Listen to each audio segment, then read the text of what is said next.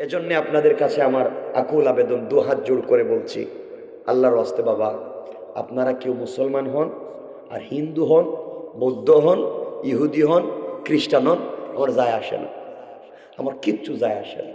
আমার কাজ হচ্ছে হিদায়াতের বাণী পৌঁছে দেওয়া, বাল্লিগু আন্নি ওয়ালাউ আয়া। আমার কাজ হচ্ছে পৌঁছে দেওয়া। আমি আপনাদেরকে হিদায়াত দিতে পারবো না, হিদায়াত দিতে পারবেন আল্লাহ।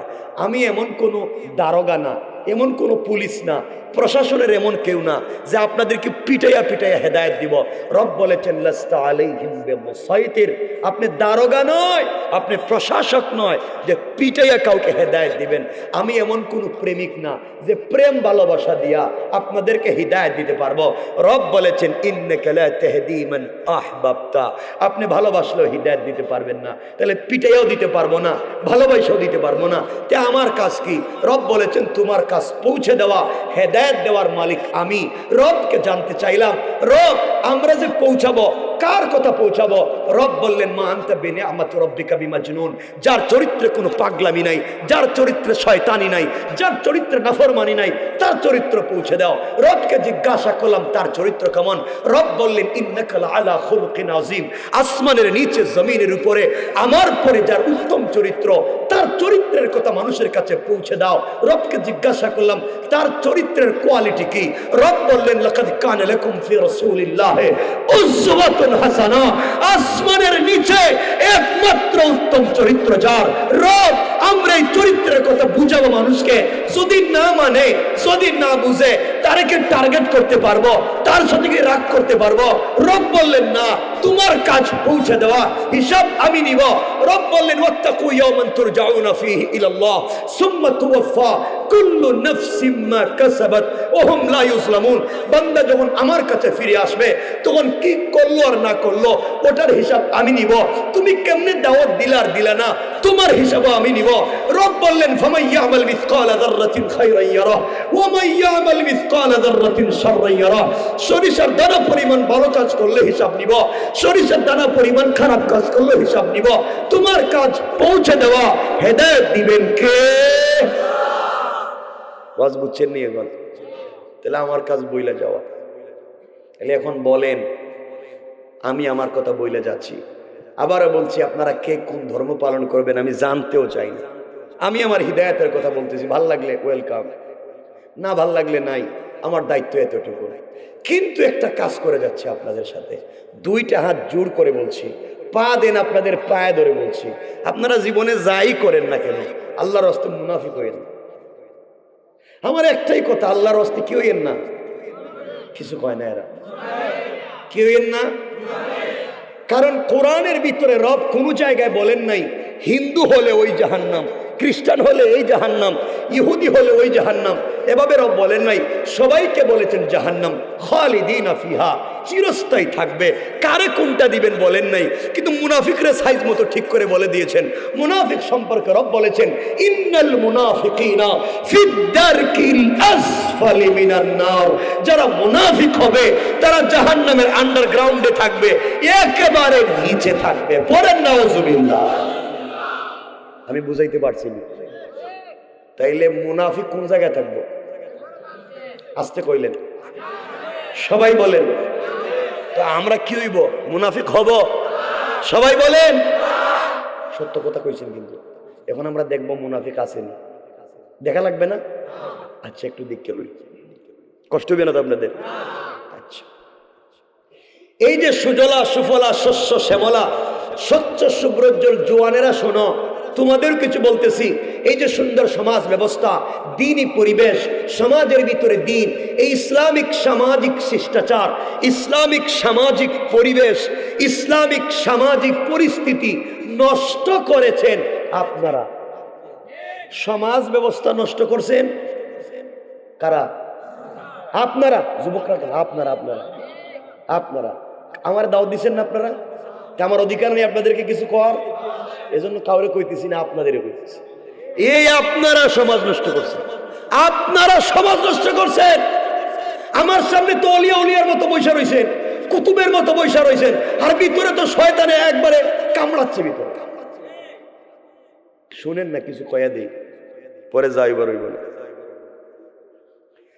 এই যে আমার সামনে যারা বসে আছেন, এগুলা কমন কথা। একটু আগে বলছেন আপনারা মুসলিম, আপনারা মুমিন, ওটা জানবার জন্য এই কথাগুলো নিয়ে আসছি। আপনারা বলেছেন আপনারা মুসলিম।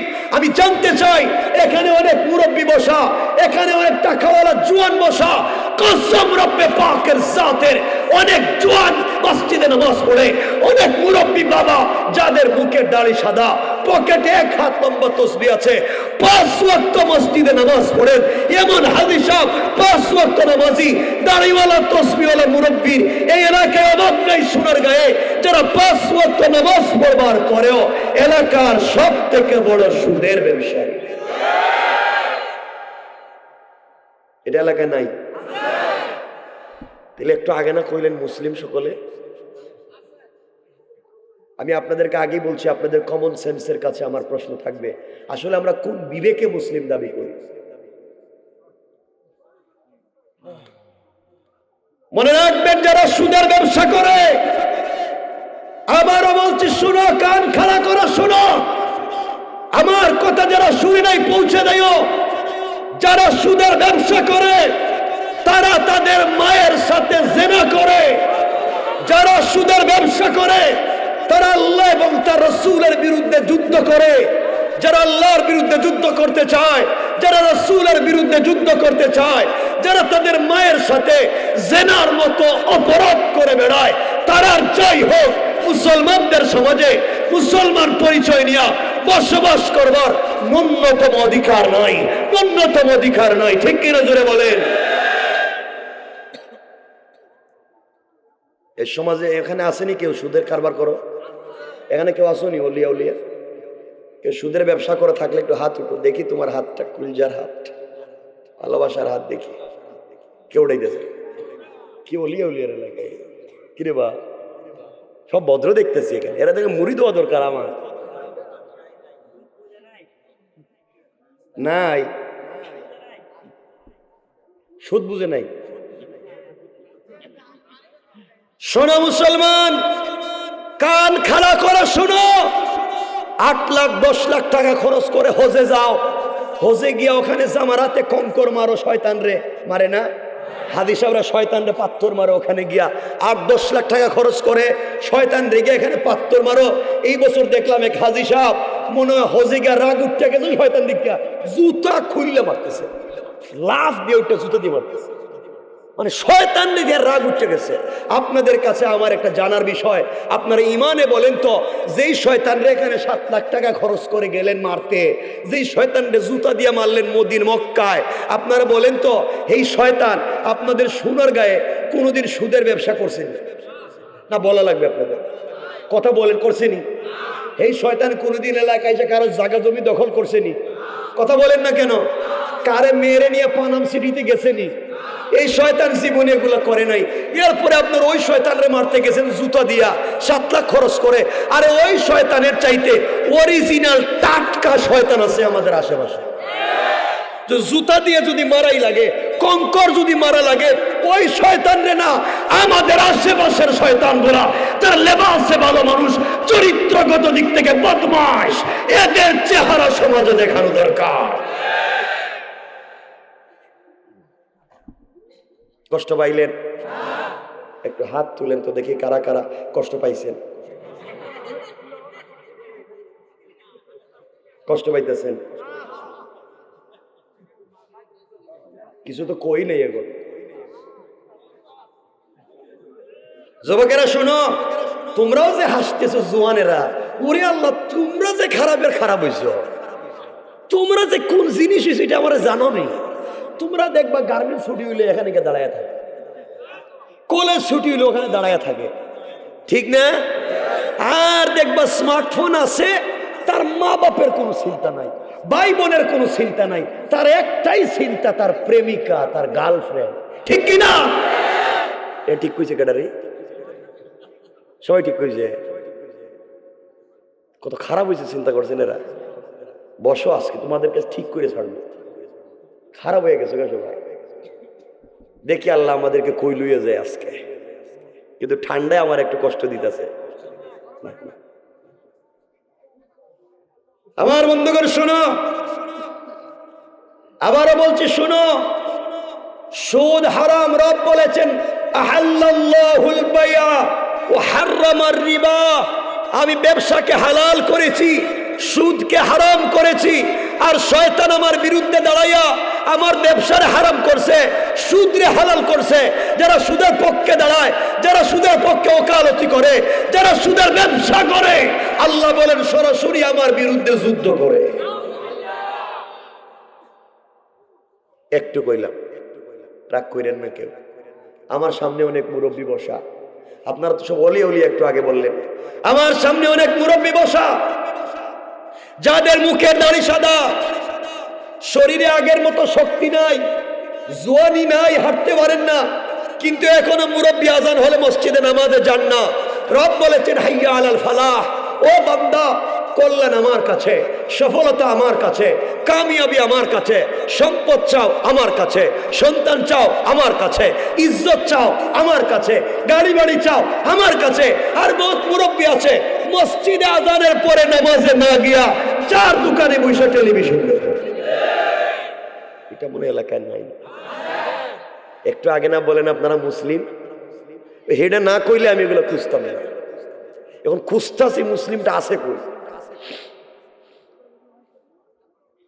মুরব্বী চার দোকানে বসে বদনাম করে, গীবত করে, শেকায়ত করে, চুগলখড়ি করে, সমালোচনা করে, বদনাম করে কার বউ কার সাথে বাইগা গেল, কার ছেলে কার মেরে নিয়ে রিসোর্টে গেল, কে কোন জায়গায় গেল, এই নিয়ে মুরব্বী টেনশনের শেষ নাই।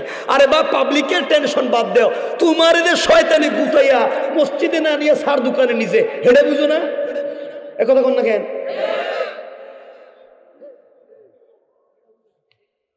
কষ্ট পাইলেন? এগুলা আমার কমন কথা বলাই লাগবে, আজকে বলাই লাগবে, কারণ সমাজ নষ্ট হয়ে গেছে। এগুলা না বুঝালে সামনের কথা বুঝাইতে পারবে। শোনেন মুসলমানেরা, যারা ভিলেজ পলিটিক্স করেন, এলাকার রাজনীতি করেন, এলাকার মোড়ল, এলাকার মাতবর, এলাকার মাতব্বর, এলাকার বিচারী, পঞ্চায়েতের মুরব্বী অনেক আছে। এখানে বহুত হাদিসাব আছেন, 5 ওয়াক্ত নামাজ পড়েন, আউয়াবিন পড়েন, চাষ পড়েন, ইশরাক পড়েন, তাহাজ্জুদের নামাজ পড়েন, ফজরের নামাজ জামাতে পড়ে, এরপরে কোরআন শরীফ তিলাওয়াত করে, সব ঠিকঠাক মতো কইরা তসবিহও পড়ছে, এরপরে কুদাল একটা কান্দে নিয়া জমিতে গিয়া আরেকজনের এক হাত ঢুকাই দিছে। আসেন এগুলা?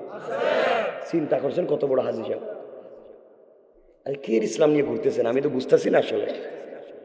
এজন্য আপনাদের কমন সেন্সের কাছে আমার প্রশ্ন, ভালো হয়ে যান, ভাব দইরা লাভ নাই, ভালো হয়ে যান।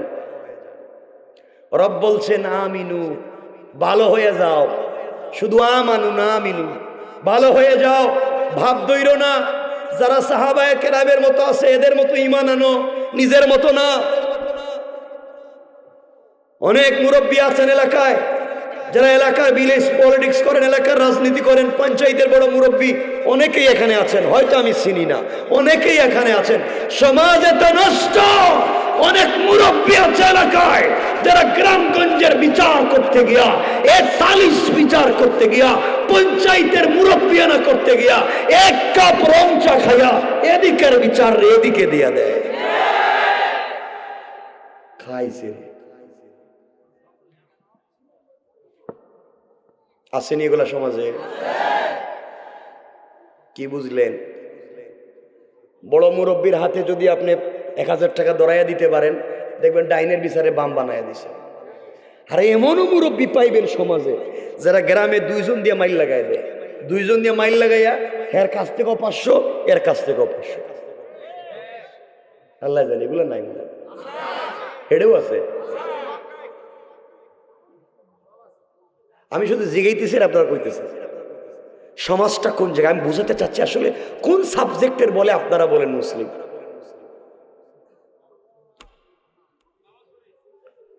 হেই নামাজে কাজ হইতো না, নামাজ রাইখা দাও। ওয়াজের শুরুতেই বলছি বহুত নামাজি জাহান্নামে যাবে। আল্লাহ বলবে ও বাটপার, নামাজ পড়লে তো সুদ খাইলে কেন? নামাজ পড়লে তে আরেকজনের জমি দখল করলে কেমন? নামাজ পড়লে তে বিচারিকে টাকা খাইলে কেন? কথা বলেন না কেন? অনেক মুরব্বী আছেন এলাকার বিধবা নারী বড় মুরব্বীর কাছে বিচার চাইতে যায়, এলাকার এতিম বাচ্চা বাবার সম্পত্তি পাচ্ছে না, বড় মুরব্বীর কাছে আশা করে গেছে, আঙ্কেল আমার তো সব সম্পত্তি নাই, কে কোথায় নিছে জানি না, আমার একটা ব্যবস্থা করে দেন। ব্যবস্থা তো করে দিবে, উল্টা এতিমের জায়গা জমি বিধবার বাড়ি গজা সম্পত্তি আছে সব নিজের নামে জাল দলিল বানাইয়া, ভুয়া দলিল বানাইয়া এতিমকে গ্রাম ছাড়া করেছে, বিধবাকে বেইজ্জত করে সমাজ থেকে বের করে সব সম্পত্তির মালিক হয়েছে। ঠিক কিনা বলেন? কারবার সারছে। এগুলো যা বলতেছি এখন কি চিন্তা করেন, আমাদের কি তওবা করা লাগবে না? আজকে একটু চিন্তা করেন। আপনাদের মনে হয় কারো কারো কষ্ট হইতেছে মনে হয়? শুনেন, যদি মনে করি কেউ উঠতেছেন অথবা এদিক সেদিক করতেছেন, আমি চিন্তা করবো যে আপনার ভিতরে মনে হয় ব্যথা শুরু হয়ে গেছে, আমার কষ্ট হয়ে যাবে না, গ্যাস্ট্রিক নাই, আমি লিকুইড দিতেছি, লিকুইড, এটা নাম লিকুইড, একবারে ঠিক হয়ে যাব। শোনেন মুসলমানেরা, কি বলতে চাই শোনো, আল্লাহর ওয়াস্তে দুহাত জোড় করে বলছি শোনো। এই যে আমার ভাই তো মসজিদের দায়িত্বশীল, ঈদগার দায়িত্বশীল, গুরুস্থানের আরো অনেক ভাই আছেন, ঈদগার দায়িত্বশীল, মসজিদ মাদ্রাসার দায়িত্বশীল, কসম রব্বে পাকের জাতের সোনার গাছকে বলে গেলাম, ও যুব সমাজ মুসলমানেরা শোনো, সমাজ নষ্ট করেছ, বাড়িঘর নষ্ট করেছ, গ্রাম পঞ্চায়েত নষ্ট করেছ, শেষ পর্যন্ত মসজিদটারেও নষ্ট করে দিছ। আজ দেখবেন ম্যাক্সিমাম মসজিদের সভাপতি সুদখোর, ক্যাশিয়ার ঘুষখোর, আর সেক্রেটারি দুর্নীতিবাজ, চাঁদাবাজ, বদমাইশ, ফেন্সিডিল ব্যবসায়ী, ইয়াবা ব্যবসায়ী, ইয়তিমের জায়গা দখল করে, বিধবার বাড়ি দখল করে, এলাকায় কেউ নতুন জায়গা কিনলে চান্দা দাবি করে, দোকানে চান্দা দাবি করে, মিল ফ্যাক্টরি ইন্ডাস্ট্রিতে চান্দা দাবি করে, সব খাইয়া এরপরে মসজিদের দায়িত্বশীল হয়েছে। ঠিক কিনা বলে? ঠিক?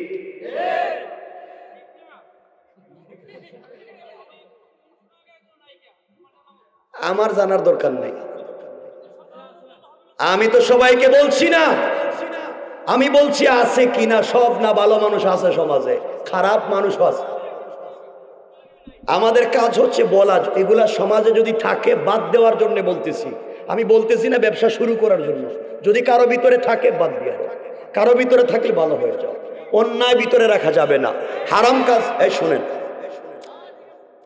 আমি বলছি কারো ভিতরে থাকে, আমি বলতেছি না যে আছে না নাই, আমি বলতেছি যদি কারো ভিতরে নাফরমানি থাকে ভালো হয়ে যায়, এটার নাম ইসলাম না। এই পরিচয় নিয়ে ইসলাম নাম দিয়ে শয়তানি করার জন্য আল্লাহ রসুল আর আল্লাহ তোমাকে এই পৃথিবীতে পাঠায় নাই। কথা মনে রাখবেন তো ইনশাল্লাহ। আর একটু সামনে যাই, এগুলো হচ্ছে সামাজিক অবক্ষয়। আমি চাইলে ইচ্ছা মতো একটা ঘটনা বলতে পারি, চমৎকার একটা ঘটনা, আপনারা তুমি মাশাল্লাহ, আন্দালে তুমি মাশাল্লাহ হুজুর খুব সুন্দর ঘটনা বলছে, কিন্তু কিছুই বুঝলেন না। আমার তো ঘটনা বলা উদ্দেশ্য না, আমার উদ্দেশ্য হচ্ছে সমাজ। আগেই বলছে, কোরআন বলছে যেখানে অন্ধকার সেখানে লাইটের দরকার। এই আয়াত পড়ছি, যেখানে সমাজে অন্ধকার সেখানে লাগবে কোরআন নামক ম্যাগনেটিক লাইট। যদি সমাজে এতগুলো অপরাধ থাকে, অপরাধ দূর করবার একটাই পদ্ধতি আল কোরআন। এটা হচ্ছে মৌলিক আলোচনা, যেটা আয়াত পড়েছি। সমাজ যদি এমন বিপর্যস্ত হয়, সমাজে যদি এতগুলো অন্যায় চলে, এই সমাজকে ভালো করবার আর কোনো মেডিসিন নাই, একটাই মেডিসিন, যার নাম আল কোরআন। কারণ রসুল তো জাহিলিয়াতের যুগে এসেছিলেন, বর্বর যুগে এসেছিলেন, যেই যুগে মা তার ছেলের সঙ্গে জিনা করত, বাবা তার মেয়ের সঙ্গে জিনা করত। ওই যুগে রব শুধুমাত্র সমাজ বিনির্মাণের জন্য পাঠিয়েছিলেন আল কোরআন। আমি বুঝাইলাম এই সমাজে যদি আজ এগুলা চলে, এই সমাজকে পরিশুদ্ধ করতে পারবে আল কোরআন। এটা হচ্ছে মৌলিক বিষয়, বুঝাইতে পারতেছি? আপনারা জানেননি এই সমাজ, এই বাংলাদেশে এগুলা নাই যে বাবা তার মেয়ের সাথে জেনা করে। আমাদের কাছে রিপোর্ট আছে, পত্রিকাওয়ালার কাছে রিপোর্ট আছে। এমন ভাই নাই যে তার বোনের সাথে জেনা করে, এমন বাবা নাই যে তার বাবা ছেলেরে সম্পত্তি দিছে, মেয়েরে ঠকাইছে, এমন ভাই নাই যে নিজের বোনরে ঠকাইছে। এই সমাজ তো নষ্ট। এই সমাজকে ভালো করতে গেলে রব বলেছেন লাগবে একমাত্র, কেবলমাত্র, শুধুমাত্র আল কোরআন। এটা হচ্ছে আমার মৌলিক বিষয়। আর শোনেন না, আমার কথা শুনেন বাবা। এজন্য কেউ ভিতরে কষ্ট নিয়েন না, কারো ভিতরে অসন্তুষ্ট হবেন না। আমি যা বলছি আপনাদের সাথে লেনদেনও নাই, আপনাদের এলাকায় আমি জীবনে আসিও নাই, আর 100 বছর না আসলেও চলবে আমার। আমি সবার মতো প্রফেশনাল কোনো বক্তা নয়। শুনেন, ঠিক আছে বাবা, এতে আরো গরম দেখতেছি আমার। শোনেন, আমি আবারও বলছি মুসলমানেরা শোনো, দুহাত জোড় করে বলছি, সমাজে ফিতনা তৈরি করা যাবে না। আজ ফিতনা করতে করতে এই জমিন আল্লাহর, এই জমিনে হুকুম চলবে আল্লাহর, তরিকা চলবে রাসূলের। আমার বাবার তরিকা নয়, আমার পীরের তরিকা নয়, আমার নেতার আদর্শ নয়, আদর্শ হবে একমাত্র রাসূলের। ঠিক কিনা জোরে বলে?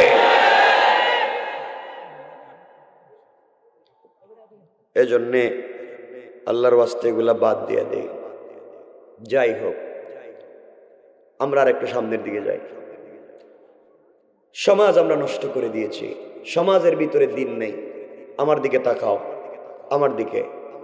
আজকালকে দেখবেন সব দিন নিতে নিতে কোন জায়গায় নিয়ে গেছি, লিমিটেড করছি। অনেক বাচ্চারা আপনাদের এলাকায় মসজিদে নামাজ পড়তে যায় না, যায় না? আর কিছু মুসল্লি ওদেরকে বাইর করে দেয়। এগুলা নাই এলাকায়? কেন রে বাবা? বাচ্চারা মসজিদে নামাজে যায়, আপনি বাইর করে দেন কেন? বাইর করে দেন বলেন আমাদের। ডিস্টার্ব করে, ওই যে ডিস্টার্ব করে। আর কি করে? হ্যাঁ, কথাবার্তি কয়, আর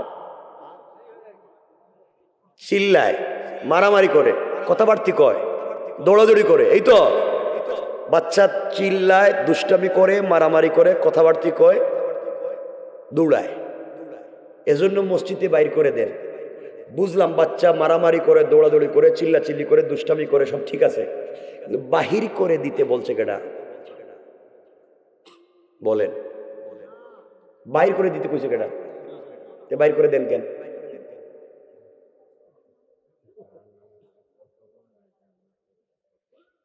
কথা কি বুঝতেছেন? আমার কিছু করতেছেন যে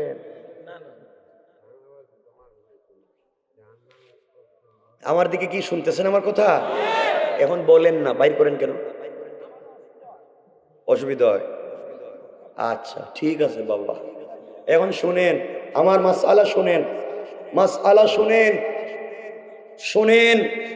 বাচ্চারা মসজিদে নামাজে যায়, দুষ্টামি করে, মারামারি করে, চিল্লাচিল্লি, সব মানি, কিন্তু আপনার বাইর করে দেন। আল্লাহর ওয়াস্তে বাচ্চাদেরকে বাইর করে দিয়েন না, আল্লাহর ওয়াস্তে বাচ্চাদেরকে বাইর করে দিয়েন না। বাচ্চাদের কাজ মসজিদে যাওয়া, ওরা মসজিদে যাবে, ওরা প্রয়োজনে দুষ্টামি করবে, কিন্তু বাইর করে দিয়েন। ঠিক আছে তো ইনশাআল্লাহ? কারণ বাচ্চাদের কাজ মসজিদে যাওয়া। আমরা এই সম্পর্কে কিছু কথা বলবো ইনশাআল্লাহ সামনে। আমার মুসলমান বন্ধুগণ, গভীর মনোযোগ। আল্লাহর পয়গম্বর, আখিরি জামানার নবী, সরকারে কায়নাত, দো জাহানের সরদার, নবী রহমত, জনাবে মুহাম্মদুর রাসূলুল্লাহ সাল্লাল্লাহু আলাইহি ওয়াসাল্লামকে আল্লাহ পাক রব্বুল ইজ্জত ওয়াল জালাল জানিয়ে দিয়েছেন, বন্ধু আমার, এই দুনিয়ার জমিনে চলার পথে তোমার দুশমনের অভাব নাই। এই দুনিয়ার জমিনে চলার পথে অন্যায়কারীর অভাব নাই। পৃথিবীতে মানুষ তোমাকে আঘাত করতে পারে, মেরে ফেলবার চেষ্টা করতে পারে, দুনিয়ার জমিন থেকে উঠাইয়া দেওয়ার চেষ্টা করতে পারে। ও পয়গম্বরে আরবি, আপনি তাদেরকে প্রতিরোধ করবার জন্য কোন লাইনে হাঁটা লাগবে না। আপনি শুধুমাত্র কেবলমাত্র আমি আল্লাহর কোরআন থেকে তেলাওয়াত করবেন। আমি আল্লাহ কথা দিলাম বন্ধুরে, আমি আল্লাহ দুনিয়ার জমিনে আমার কুদরতের হাত দিয়া তোমাকে হেফাজতের জিম্মাদার। আল্লাহু আকবার বলেন। ওই কেমনে বাঁচাবেন সে কথার দিকে নিয়ে যাব। আমার মুসলমান বন্ধুগণ, দ্বীনের পথে আমাকে আপনাকে এগিয়ে আসা লাগবে, দ্বীনের কাজ করা লাগবে। দ্বীনের জন্য আমাদেরকে জীবন যৌবন বিসর্জন করে দিতে হবে। আমরা ইমানের জন্য জীবন দিতে পারবো, কিন্তু জীবন বাঁচাবার জন্য ইমান বিক্রি করতে পারবো না। আমরা জীবন বাঁচাবার জন্য হারাম খেতে পারবো না, আমরা ঈমান রক্ষার জন্য সব বিসর্জন করতে পারি, কিন্তু জীবন বাঁচাবার জন্য ঈমান বিসর্জন দিতে পারি না। আল্লাহ রাব্বুল ইজ্জত ওয়াল জালালের পয়গম্বর আখিরি জামানার নবী সরকারে কায়নাত জনাবে মুহাম্মদ রাসূলুল্লাহ সাল্লাল্লাহু আলাইহি ওয়াসাল্লাম দুনিয়ার জমিনে তখন পর্যন্ত জিন্দা।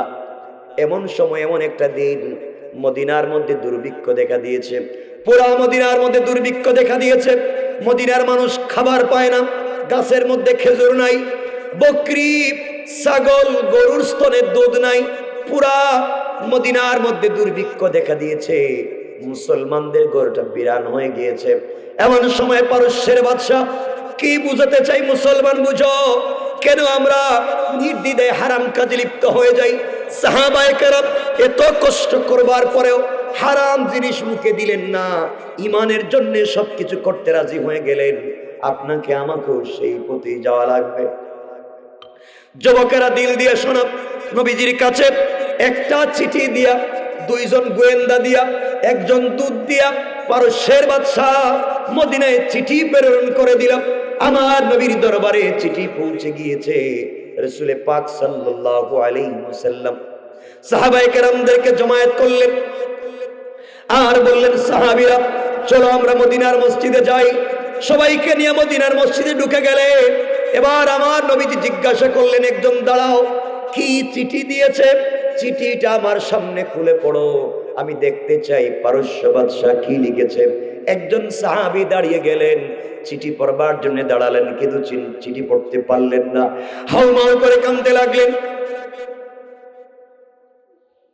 আমার নবী ডাক দিয়া বললেন, ও সাহাবী, চিঠি বের করে কান্না করো কেন? তোমাকে চিঠি পড়া লাগবে, কি বলেছে আমাকে বলো। হযরত ওমর তরবারি কুশমুক্ত করলেন আর বললেন, ইয়া রাসূলুল্লাহি, যদি চিঠির ভিতরে কোনো অন্যায় কথা বলা থাকে, যে তিনজন এসেছে, একজনকে দুনিয়ার জমিনে রাখবো না, জমিন থেকে বিদায় করে দেব। আমার নবী বললেন, চিঠি পড়ো। একজন সাহাবী চিঠি করলেন আর কেঁদে কেঁদে পড়তে লাগলেন। চিঠির ভিতরে লেখা, ও মুহাম্মদ ইবনে আব্দুল্লাহ, বাসা হচ্ছে ইয়া মুহাম্মদ, ও মুহাম্মদ ইবনে আব্দুল্লাহ, শুনছি তুমি নাকি মদিনার প্রেসিডেন্ট, মক্কা থেকে রাত্রবেলা পলায়ন করে মদিনায় আসছো, মা নাই বাপ নাই, এতিম ছেলে, ওখানে আইসে নাকি নিজের প্রেসিডেন্ট দাবি করছো, তোমার নাকি ক্ষমতা হয়ে গেছে, তুমি নাকি নবী হয়ে গিয়েছ, তোমার নাকি অনুসারী আছে। আমি পারস্যের বাদশাহ, 1 মিনিটে তোমার মদিনা দখল করতে পারি, তোমাকে হত্যা করতে পারি, কিন্তু চিঠি দিয়া তোমাকে জানাইয়া দিলাম কিছুদিনের ভিতরে তোমার মদিনা দখল করব, মুসলমানদেরকে হত্যা করে ফেলব, ইসলামকে ধ্বংস করে দেব, তোমার কোরআনকে জ্বালিয়ে দিব। পারলে তুমি আটকাইও, আর তোমার আল্লাহকে বলে দিও পারলে আটকাইতে। নাউজুবিল্লাহ, জুড়ে বলেন, আর জুড়ে বলেন নাউজুবিল্লাহ। চিঠির ভিতরে এইভাবে গালিগালাজ করে রাসূল সাল্লাল্লাহু আলাইহি ওয়াসাল্লাম এবং আল্লাহকে গালি দিয়া যখন চিঠি প্রেরণ করে দিল, সাহাবায়ে কেরাম উত্তেজিত হয়ে গেলেন। আমার বললেন, ইয়া রাসূলুল্লাহ, আমার এখন পর্যন্ত দুনিয়ার জমিনে জিন্দা, আপনাকে গালি দিয়েছে, আল্লাহকে গালি দিয়েছে, বরদাস্ত হয় না, মদিনা দখল করতে চায়। আমার নবীজি দাঁড়িয়ে চোখের পানি মুছে মুছে বললেন, সাহাবীরা শোনো রে, ওদের ক্ষমতা আছে, টাকা আছে, পয়সা আছে, সেনাবাহিনী আছে, আমাদেরকে হত্যা করতে পারে, মদিনা দখল করতে পারে। জানি আমাদের অর্থ নাই, আমাদের ঘরবাড়ি নাই, 3 বেলার খাবার নেই, গরিব মানুষ, এই জন্য আমাদেরকে গালি দিয়েছে। কিন্তু তোমরা সবাই জানো আমাদের মাবুদে মেহেরবান, আমরা আমাদের অভিভাবক যিনি আল্লাহ, তিনি কিন্তু তাদের মতো না, তিনি হলেন এই পৃথিবীর সব থেকে পরাক্রমশালী। কোন ঠিক কিনা? আমরা যে আল্লাহর উপর ঈমান এনেছি, তারা আমাদেরকে হুমকি দিয়েছে, দেশ দখল করবে, মদিনা দখল করবে, আমাদেরকে মেরে ফেলবে। শোনো, আমাদের কিচ্ছু নাই, অস্ত্র নাই, 3 বেলার খাবার নাই, এই মুহূর্তে আমি তোমাদের সামনে হাত পেতে দিলাম। এই কথা বলে নবীজি সাল্লাল্লাহু আলাইহি ওয়াসাল্লাম নিজের কাঁধ থেকে সবুজ চাদর মুবারক জমিনে ফেলে দিলেন আর বললেন, সাহাবীরা তোমরা যুদ্ধের ময়দানে দান করতে থাকো, যার যা আছে তোমরা এই মুহূর্তে দান করতে থাকো রে।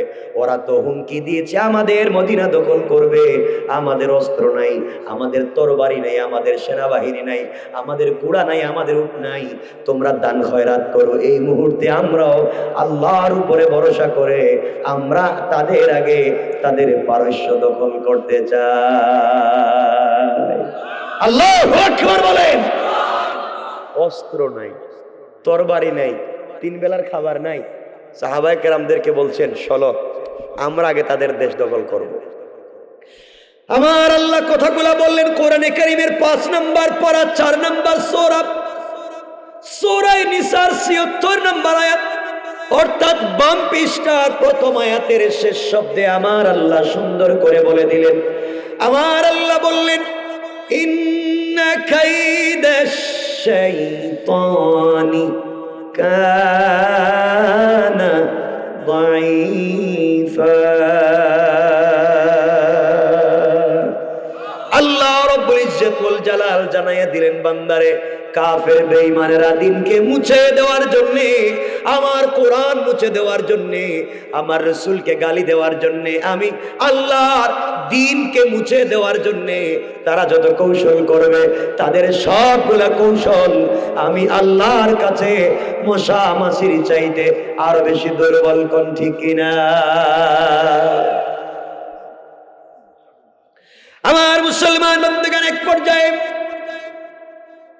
সমস্ত সাহাবায়ে কেরাম দিতে লাগলেন, মহিলারা নাকের ফুল, কানের দুল, ব্রেসলাইট, অর্নামেন্টস, জুয়েলারি যার কাছে যা আছে সব নবীজির কাছে দিতে লাগলেন।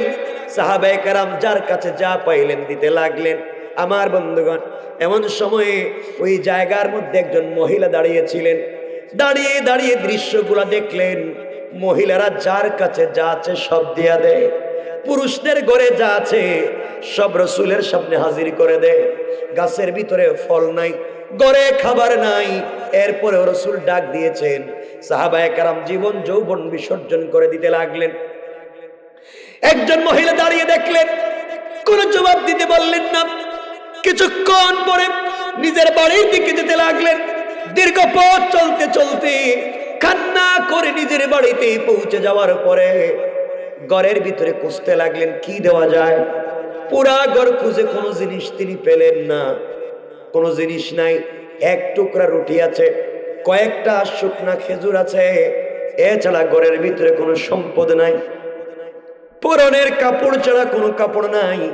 চিন্তা করলেন, আহারে সবাই যখন যুদ্ধের ময়দানে দান করে, সবাই যখন রাসূলের পাকের হাতে দান করে, আমি এমন হতভাগা কিছুই দিতে পারলাম না। আমার বন্ধুগণ, এমন সময় ওই মহিলা বিছানার দিকে তাকায়, বিছানার দিকে তাকায়া দেখে তার কলিজার টুকরা একটা সন্তান দাঁড়াতে পারে, বসতে পারে, কিন্তু হাঁটতে পারে না।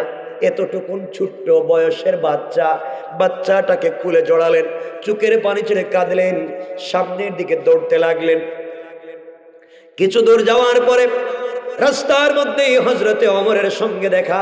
ওমর ডাক দিয়া বললেন, মহিলা দৌড়াও কই? মহিলা ডাক দিয়া বললেন, ওমর রে, আমি রাসূলের পাকের দরবারে যাই, গিয়ে কোনো লাভ নাই, নবীজি আপনাকে কোনো সহযোগিতা করতে পারবেন না। মহিলা ডাক দিয়া বলছে, ওমর রে, আমি আমার নবীজির কাছে সহযোগিতার জন্য যাই না, এই মুহূর্তে আমি রাসূলের পাকের দরবারে যাই, যুদ্ধের ময়দানে আমি আমার নবীজিকে সহযোগিতা করতে চাই। কোন সুবহানাল্লাহ।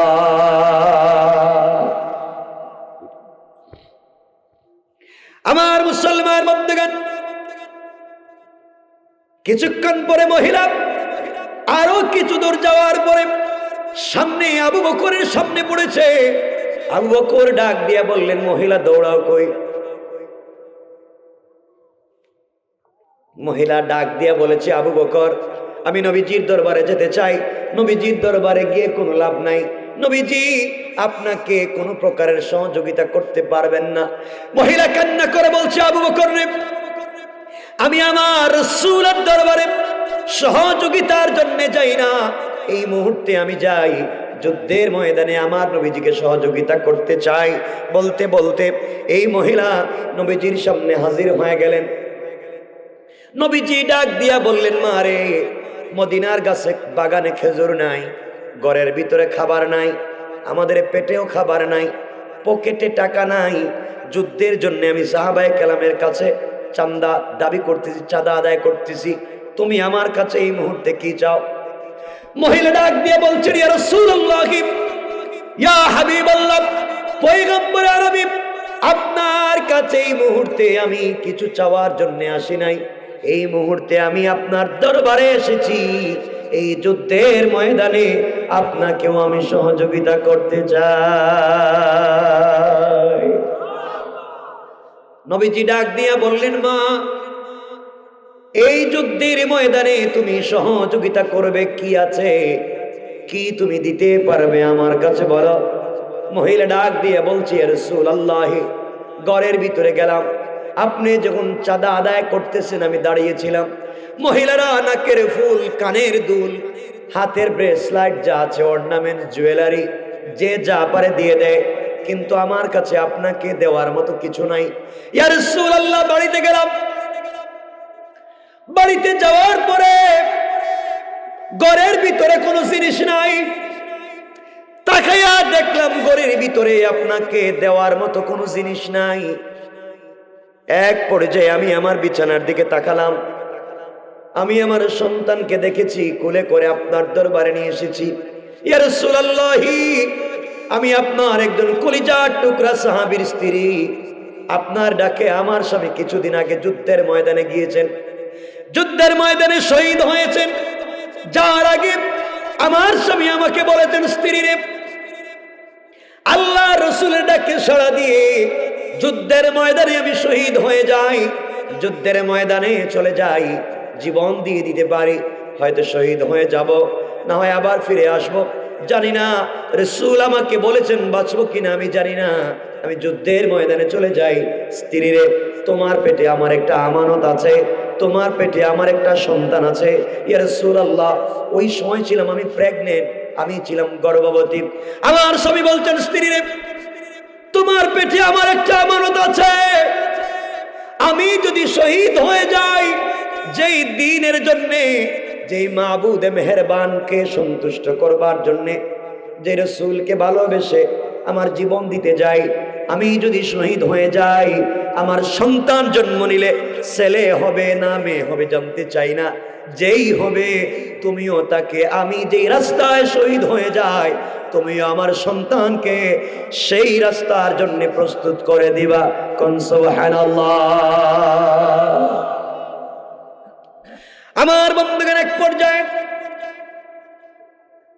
মহিলা ডাক দিয়ে বলছেন, ইয়া রাসূলুল্লাহ, আমার স্বামী শহীদ হয়ে গেলেন, আমি শহীদের স্ত্রী হয়ে গেলাম, কিছুদিন পরে আমি একটা সন্তান জন্ম দিলাম, পুত্র সন্তান।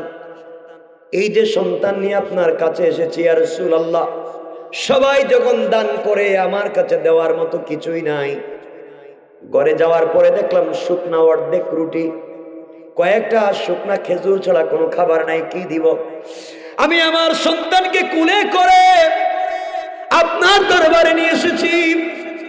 আমার স্বামীর কথা মনে পড়েছে, স্বামী আমাকে বলে দিয়েছেন, স্ত্রী রে, আমি যে পথে শহীদ হয়ে যাই, আমার সন্তানকে তুমি ওই পথের জন্য তৈরি করবা।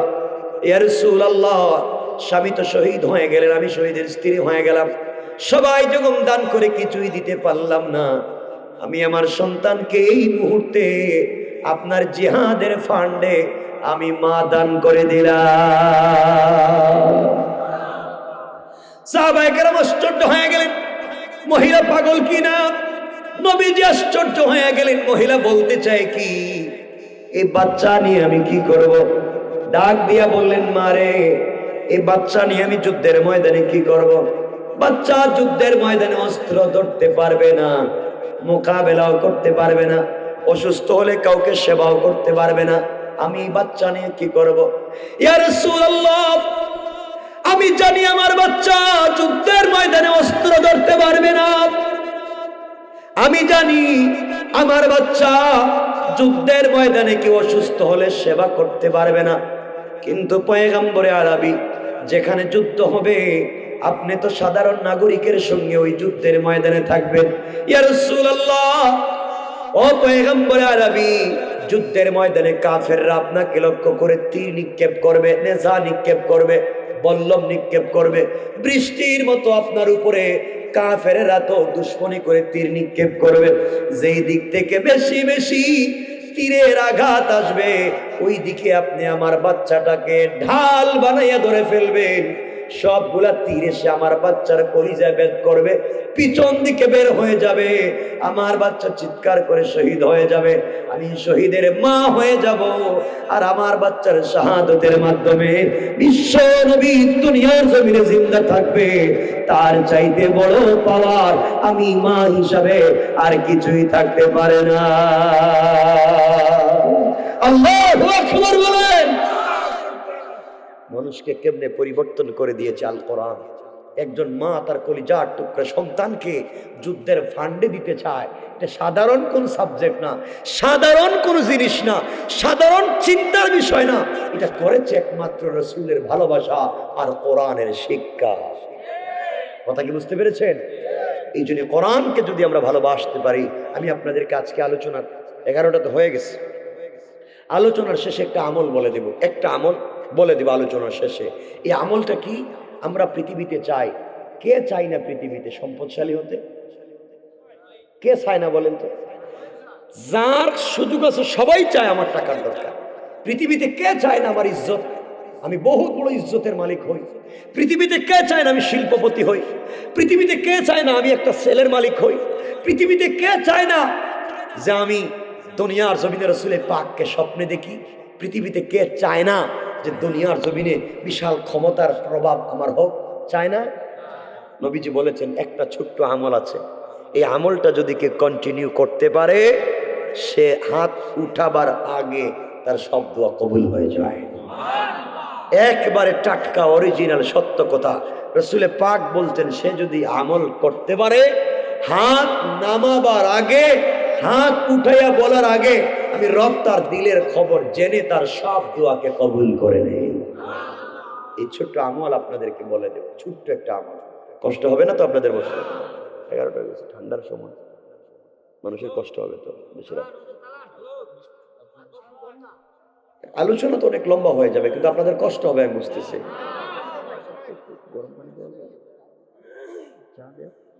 কষ্ট হচ্ছে না তো আপনাদের? বসেন, প্রস্রাবে দিলে উঠছেন না, আপনারা বসছেন এই জন্য কথা বলতেছি। কয়েক মিনিট বলবো, খুব মনোযোগ দিয়ে শোনেন। আমার মুসলমান বন্ধুগণ, গভীর মনোযোগ, কথাগুলো দিল দিয়ে শুনেন কি বলতে চাই। দুনিয়ার জমিনে ও মুসলমান, আবারও বলছি, চলার পথে আমাদের সবার 1-2 হাজার দুশ্মন আছে না নাই? দুশ্মন থেকে বাঁচবার জন্য কত কিছু আপনারা করেন। হুজুরের কাছে তাবিজের জন্য যান, কসম দেন না। আমার একটা কোরআন শরীফ দইরা বলে দিই, কসম রব্বে পাকের জাতের তাবিজ লাগবে না। কি আর তাবিজ আপনারা দেন? কি তার তাবিজ? কিছু হইলেই তাবিজ একটা লাগাই দেন, হাতে, গলায়, বুকে, কাঁধে। তাবিজ কেন দেন? তাবিজ সব বাদ দাও, রবের উপরে বিশ্বাস করো। আমার রাসূলকে আমার আল্লাহ জানিয়ে দিয়েছেন, পয়গম্বর আরবি, গোটা পৃথিবীর সব মানুষ যদি দুশ্মন হয় আর আপনার সামনে যদি দাঁড়ায় আপনাকে মেরে ফেলবার জন্য, আপনাকে আমি ছোট্ট একটা কথা বলতেছি, এই কথা যদি আপনি মানেন, গোটা কাফেরদের সামনে আপনি দাঁড়ায় থাকবেন, তারা গোটা দুনিয়া দেখবে কিন্তু আপনাকে দেখবে না। আল্লাহু আকবার বলেন। বিশ্বাস হয় না আপনাদের? এজন্য আমি বলছি, আমার বাস্তব লাইফের কথা বলছি। এগুলা বললে আপনারা বলবেন আমার কোন জাতের বুজুর্গ হয়েছে, নিজের কথা কয়। আল্লাহ মাফ করে, বাদ দিয়ে দিলাম। আরে বাদ দিয়ে শোনেন না। কয়েকদিন আগেও আমি গত কুরবানির ঈদের রাত্রে অ্যাক্সিডেন্ট করেছিলাম। লম্বা কথা, অ্যাক্সিডেন্ট করে গাড়ি জ্বলছে, গাড়ি জ্বলে গেছে। আমি ড্রাইভিং সিটে বসে, আমি ড্রাইভিং করছিলাম, গাড়ি ভেঙে এভাবে হয়ে গেছে ড্রাইভিং সিট। ফায়ার সার্ভিসে এসে, আমি যে ব্রিজে অ্যাক্সিডেন্ট করছি, ওরা নিচে লাশ খুঁজতেছে। বিভিন্ন হসপিটালে খবর নিছে, এখানে 4 জন নিশ্চিত মারা গেছে। 4 ঘন্টা রাস্তা বন্ধ, কিন্তু আমি বাহিরে দাঁড়ায় রয়েছি, আমার শরীরে একটা গ্লাসের টুকরা কি মানে আমার বডিটুকু তো লাগেও নেই। ওরা বিশ্বাসও করে না যে আমি ড্রাইভিং ছেড়েছিলাম, আমি অ্যাক্সিডেন্ট করেছি, এটা বিশ্বাসও করে না। তো এই জন্য আমি আমার দিল থেকে বলছি, আমল জিন্দেগিতে করো, আমল এটা করো। জোয়ানেরা কে চিন্তা করো, তুমি কে টাকা পয়সার চিন্তা করো, কে দুশ্মনের চিন্তা করো। বলে দিচ্ছি শোনো, সংক্ষেপ করে। আমার মুসলমান বন্ধুগণ, গভীর মনোযোগ। এই দুনিয়ার জমিনে আপনি যদি সেই আমল করতে পারেন কি হবে? আমল যদি জিন্দেগিতে করতে পারেন, আপনার জীবন কেমনে চেঞ্জ হবে সেদিকে নিয়ে যেতে চাই। কথাগুলা মনোযোগ দিয়ে শুনেন, সংক্ষেপ করে বলে দেব। দুটা, একটা হলো 2 রাকাত নামাজ। নবীজি বলেছেন, তোমরা যদি 2 রাকাত নামাজ পড়ো, তোমরা নামাজের সালাম ফিরাবার আগে আগে আমি আল্লাহ আসমান থেকে ফেরেশতা পাঠায়া তোমার সিকিউরিটির ব্যবস্থা করে দে। আমি বলবো 2 রাকাত। আমার মুসলমান বন্ধুগণ, যে আমল করলে জিন্দেগি চেঞ্জ হয়ে যায়, আপনাদেরকে সেদিকে নিয়ে যেতে চাই। এই 2 রাকাত নামাজ কি দুনিয়ার জমিনে একজন বড় বুজুর্গ ছিলেন, যার নাম ছিল হাকিম লোকমান। নাম শুনছেন আপনারা? এমন কেউ আসেনি যে নাম জানেন? সাদিকেন আমারে হাকিম। নবী ছিলেন না, কোন নবী না। শুনো দিল দিয়ে কি বলতে চাই, নবীও না, রসুলও না, সাধারণ পাবলিক। খাটো মানুষ ছিলেন, কালো মানুষ ছিলেন, তার চোখ ছিল ছোট ছোট, ইথিওপিয়ার মানুষের মতো কালো, বেটে মানুষ ছিলেন। কিন্তু আল্লাহ তার মুখের কথাকে এত ভালোবেসেছেন, তার নাম কোরআনের সূরা বানাইয়া তার কথাগুলাকে আয়াত বানাইয়া নাযিল করে দিয়েছেন। এবং চিন্তা করেন এই লোকটা কত বড় আল্লাহর কাছে মকবুল। একবার চিন্তা করেন শুধু মনে মনে, যেই লোকের নাম রব কোরআনে দিতে পারে, যেই লোকের মুখের কথার আয়াত বানাতে পারে, লোকটা নবীও না, লোকটা রসুলও না, লোকটা কোনো সাহাবীও না, একজন সাধারণ পাবলিক। রব তার কোন আমলের কারণে তাকে এত বড় বানাইছে? সুবহানাল্লাহ বললেন না? সেটাই বলতে চাই। আমার মুসলমান বন্ধুগণ, গভীর মনোযোগ। আল্লাহর ওলি হাকিম লোকমানে হাকিম তার সন্তানদেরকে বসায়া ওসিয়ত করতে লাগলেন। আমি ওসিয়তগুলা বলবো না, সেটা আমার উদ্দেশ্য না।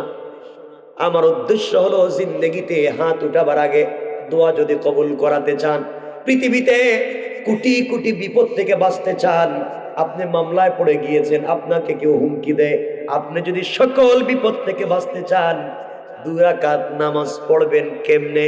রব বলেছেন, সালাম ফিরাবার আগে আগে আমি আল্লাহ আসমান থেকে স্পেশাল ফেরেশতা পাঠায়া অদৃশ্যভাবে তোমার সিকিউরিটির ব্যবস্থা করে দে। কিতাবের নাম মনে রাখবা, তারিখে ইবনে জারির তাবারি। আল্লামা জুলফিকার নকশবন্দি খুতুবাতে জুলফিকারে চমৎকার করে ঘটনা নিয়ে এসেছেন। বলতে চাই, হাকিম লোকমান সন্তানদের সঙ্গে ওসিয়ত করলেন, বাবার এভাবে চলো, ওভাবে চলো, এই কাজ করো, এই কাজ করো। সবাই কথা শুনেছে। একটা সন্তান দাঁড়িয়ে গিয়েছে, ডাক দিয়ে বলছে, আব্বা জান, আমি আপনার সব কথা শুনি, কিন্তু বাবা আমি ব্যবসা করতে চাই, হালাল পথে ইনকাম করতে চাই, দুনিয়ার জমিনে হালাল পথে চলতে চাই, ব্যবসা বাণিজ্য। আব্বা জান, আপনি আমাকে কিছু টাকা পয়সা দেন ব্যবসার জন্য। হাকিম লোকমান বললেন, বাবারে, তোমাকে দেওয়ার মতো কোনো টাকা আমার নাই, তোমাকে কোত্থেকে টাকা দেব? সন্তান বলছে, আব্বা জান, পৃথিবীতে কিছুই তোমার কাছে চাইলাম না, হয়তো জীবনে কোনোদিন কিছুই চাইব না, মাত্র কিছু টাকা দেন আপনি, আপনার হালাল টাকা দিয়া হালাল বিজনেস করব। হাকিম লোকমান চোখের পানি মুছলেন, সন্তানকে বুকের সঙ্গে জড়ালেন, কপালে চুম্বন দিয়ে ডাক দিয়ে বললেন, বাবারে, বাবার কাছে নগদ কোনো পয়সা নাই, তোমাকে দেওয়ার মতো কোনো পয়সা নাই, কিন্তু বাবা আমার এক বন্ধু আছে, ওর কাছে আমি 4000 দিনার অথবা দিরহাম পাই। আমি আমার বন্ধুর কাছে 4000 টাকা পাই। অনেক দিন আগে আমার কাছ থেকে ঋণ নিছে, কিন্তু ঋণ দেয় না। তুমি যদি তার কাছ থেকে টাকাগুলা নিয়ে আসতে পারো, ওই টাকাগুলা দিয়ে তুমি বিজনেস করো, আমার আপত্তি নাই। সন্তান বলছে, আব্বা জান ঠিকানা বলে দেন। কথাগুলা দিল দিয়ে শোনো। হাকিম লোকমান বলছেন, ও বাবা, তুমি তো বলে দিয়েছো আমি ঠিকানা বলে দিলে টাকা আনতে তুমি চলে যাইবা, কিন্তু আমি জানি তুমি টাকা আনতে পারবা না। বাবারে, টাকা আনতে গেলে তুমি নির্ঘাত মরে যাইবা, টাকা আনতে গেলেই তুমি মরে যাইবা, টাকা আনতে পারবা না। আব্বা জান আপনি কি বলেন, টাকা আনতে গেলে মরে যাব কেন? ও বাবা, কথাগুলা দিল দিয়ে শোনো, আজকে দিলে লাগাইয়া দাও। আমি আমার বাস্তব লাইফের কথা বলছি, কসম রব্বে পাকের জাতের, আল্লাহর জাত ও সিফাতের কসম। আপনারা যদি 2 রাকাত নামাজ পড়েন, আমার রব হাদিসে কুদসিতে বলেছে, দুনিয়ার জমিনে তাকে ইজ্জতওয়ালা না বানায়া, সম্পদওয়ালা না বানায়া, তার সবগুলা দোয়াকে কবুল না করে আল্লাহ তাকে কবরে দিবে না। আল্লাহু আকবার বলেন। আমার বন্ধুগণ, হাকিম লোকমান বলছেন, বাবারে, টাকা আনতে গেলে তুমি নির্ঘাত 11-12টা বিপদের সম্মুখীন হয়ে যাইবা, আর বিপদে পড়ে গেলে তুমি মরে যাইবা। আব্বাজান, কেমন বিপদ হতে পারে? বাবারে, বাড়ি থেকে বের হলে সামনে বিশাল বড় মরুভূমি, এখানে বিপদে পড়বা। ওখানে বেঁচে গেলে সামনে গেলে বিশাল বড় গ্রাম, ওই গ্রামে ঢুকলে মরে যাইবা। গ্রাম থেকে যদি বেঁচে যাও, সামনে গেলে বিশাল বড় সাগর, সাগরের পারে গেলে মরে যাইবা। সন্তান বলছে, আব্বাজান, এতই যদি মরে যাব, এতই যদি মরে যাব, তুমি না আল্লাহর খুব কাছাকাছি, আল্লাহর খুব প্রিয় একজন বান্দা, আপনার সব কথা না রব শোনেন। এমন কি কোনো আমল নাই যে আমল করলে পৃথিবীর সবগুলা বিপদ থেকে বাঁচা যায়? হাকিম লোকমান সন্তানকে জড়াইয়া বলছেন, বাবা, একটা মাত্র আমল আমার জানা আছে, ওই আমল যদি তুমি করতে পারো, আমার মন বলছে পৃথিবীতে আজরাইল ছাড়া কেউ তোমার ক্ষতি করতে পারবে না। আপনার ঘুমাই গেছেন গা? তো আস্তে সুবহানাল্লাহ কইলেন। একটু হাত তুলেন দেখি কারা কারা ঘুমাইছেন। ওরে আল্লাহ রে, হাত উঠে ঘুমাইতেছেন, মানে দেখলাম আপনারা আছেন না নাই। ঘুমাচ্ছেন আপনারা? আমি কি সংক্ষেপ করে দেব? শুনতেইব? ওরে আল্লাহ রে, ঠিক আছে শোনেন। আমি কিন্তু এই যে এইভাবে কথা বলার মধ্য দিয়ে কথা আদায় করে নিচ্ছি, এর অর্থ হলো আমি যদি একতরফা বলতে থাকি, আপনাদের ব্রেন থেকে ছুটে যাবে কি বলছিলাম, যেন কথা আদায় করার এটাই হচ্ছে কৌশল। রাসূল বলছেন, লিল হিকমা ওয়াল মাউইযাতিল হাসানা, তোমরা এভাবে হাসি খুশির মধ্য দিয়ে হিকমতে দিন বুঝাইয়া দাও, তারা হাসি খুশিতে দিন বুঝে ফেলবে। আল্লাহু আকবার বলেন। নবীজি একবার বলছিলেন এভাবে রূঢ় কথা শক্ত করে, একজন এসে বলছিল, ইয়া রাসূলুল্লাহ, এগুলো গেলে আরো মিনিট চলে যাচ্ছে, ইয়া রাসূলুল্লাহ আমাকে কিছু দিন শিখান না কেন? ইয়া রাসূলুল্লাহ, নবীজি বড় বড় নেতা লিডার আবু লাহাব, আবু জাহেল, উতবা, শয়বা, মুগীরা, এদেরকে দিনের দাওয়াত দিচ্ছেন, কালিমা পড়ো, আসলিম, তাসলাম, ইসলাম শান্তি, এইভাবে এদেরকে বলতেছেন, টাইট করে করে বলতেছেন। একজন অন্ধ সাহাবী আব্দুল্লাহ ইবনে উম্মে মাকতুম রসুলকে চৌকে দেখে না, না দেখে ভালোবেসে ফেলছে, না দেখে ঈমান এনে ফেলছে, রসুলকে ছাড়া এক মুহূর্ত থাকতে পারে না। তিনি তো জানেন না নবীজি বড় বড় লিডারদেরকে দিনের দাওয়াত দিচ্ছেন। তিনি এদিকে আসছেন, আয়েশা বলছেন, ইয়া রাসূলুল্লাহ আপনি তো বৈশা রইছেন, আমি উম্মে মাকতুম জিন্দেগিতে আপনারা দেখলাম না, মনে কত শখ আপনারা একটা দিন দেখবো, কিন্তু চোখ নাই, কেমনে দেখবো? ইয়া রাসূলুল্লাহ আপনি আমার একটা আমল বইলা দেন, যে আমল করলে জান্নাতে আপনার ঘর আর আমার ঘর এক জায়গায়। নবীজি দেখলেন উম্মে মাকতুম তো আশেক মানুষ, ও যে কথা বলছে একটু পরে বললেও পারে, একটু পরে বলো না। নবীজি বলছেন, আচ্ছা উম্মে মাকতুম একটু পরে। রাগ করছেন নি? খারাপ কথা বলছেন নি?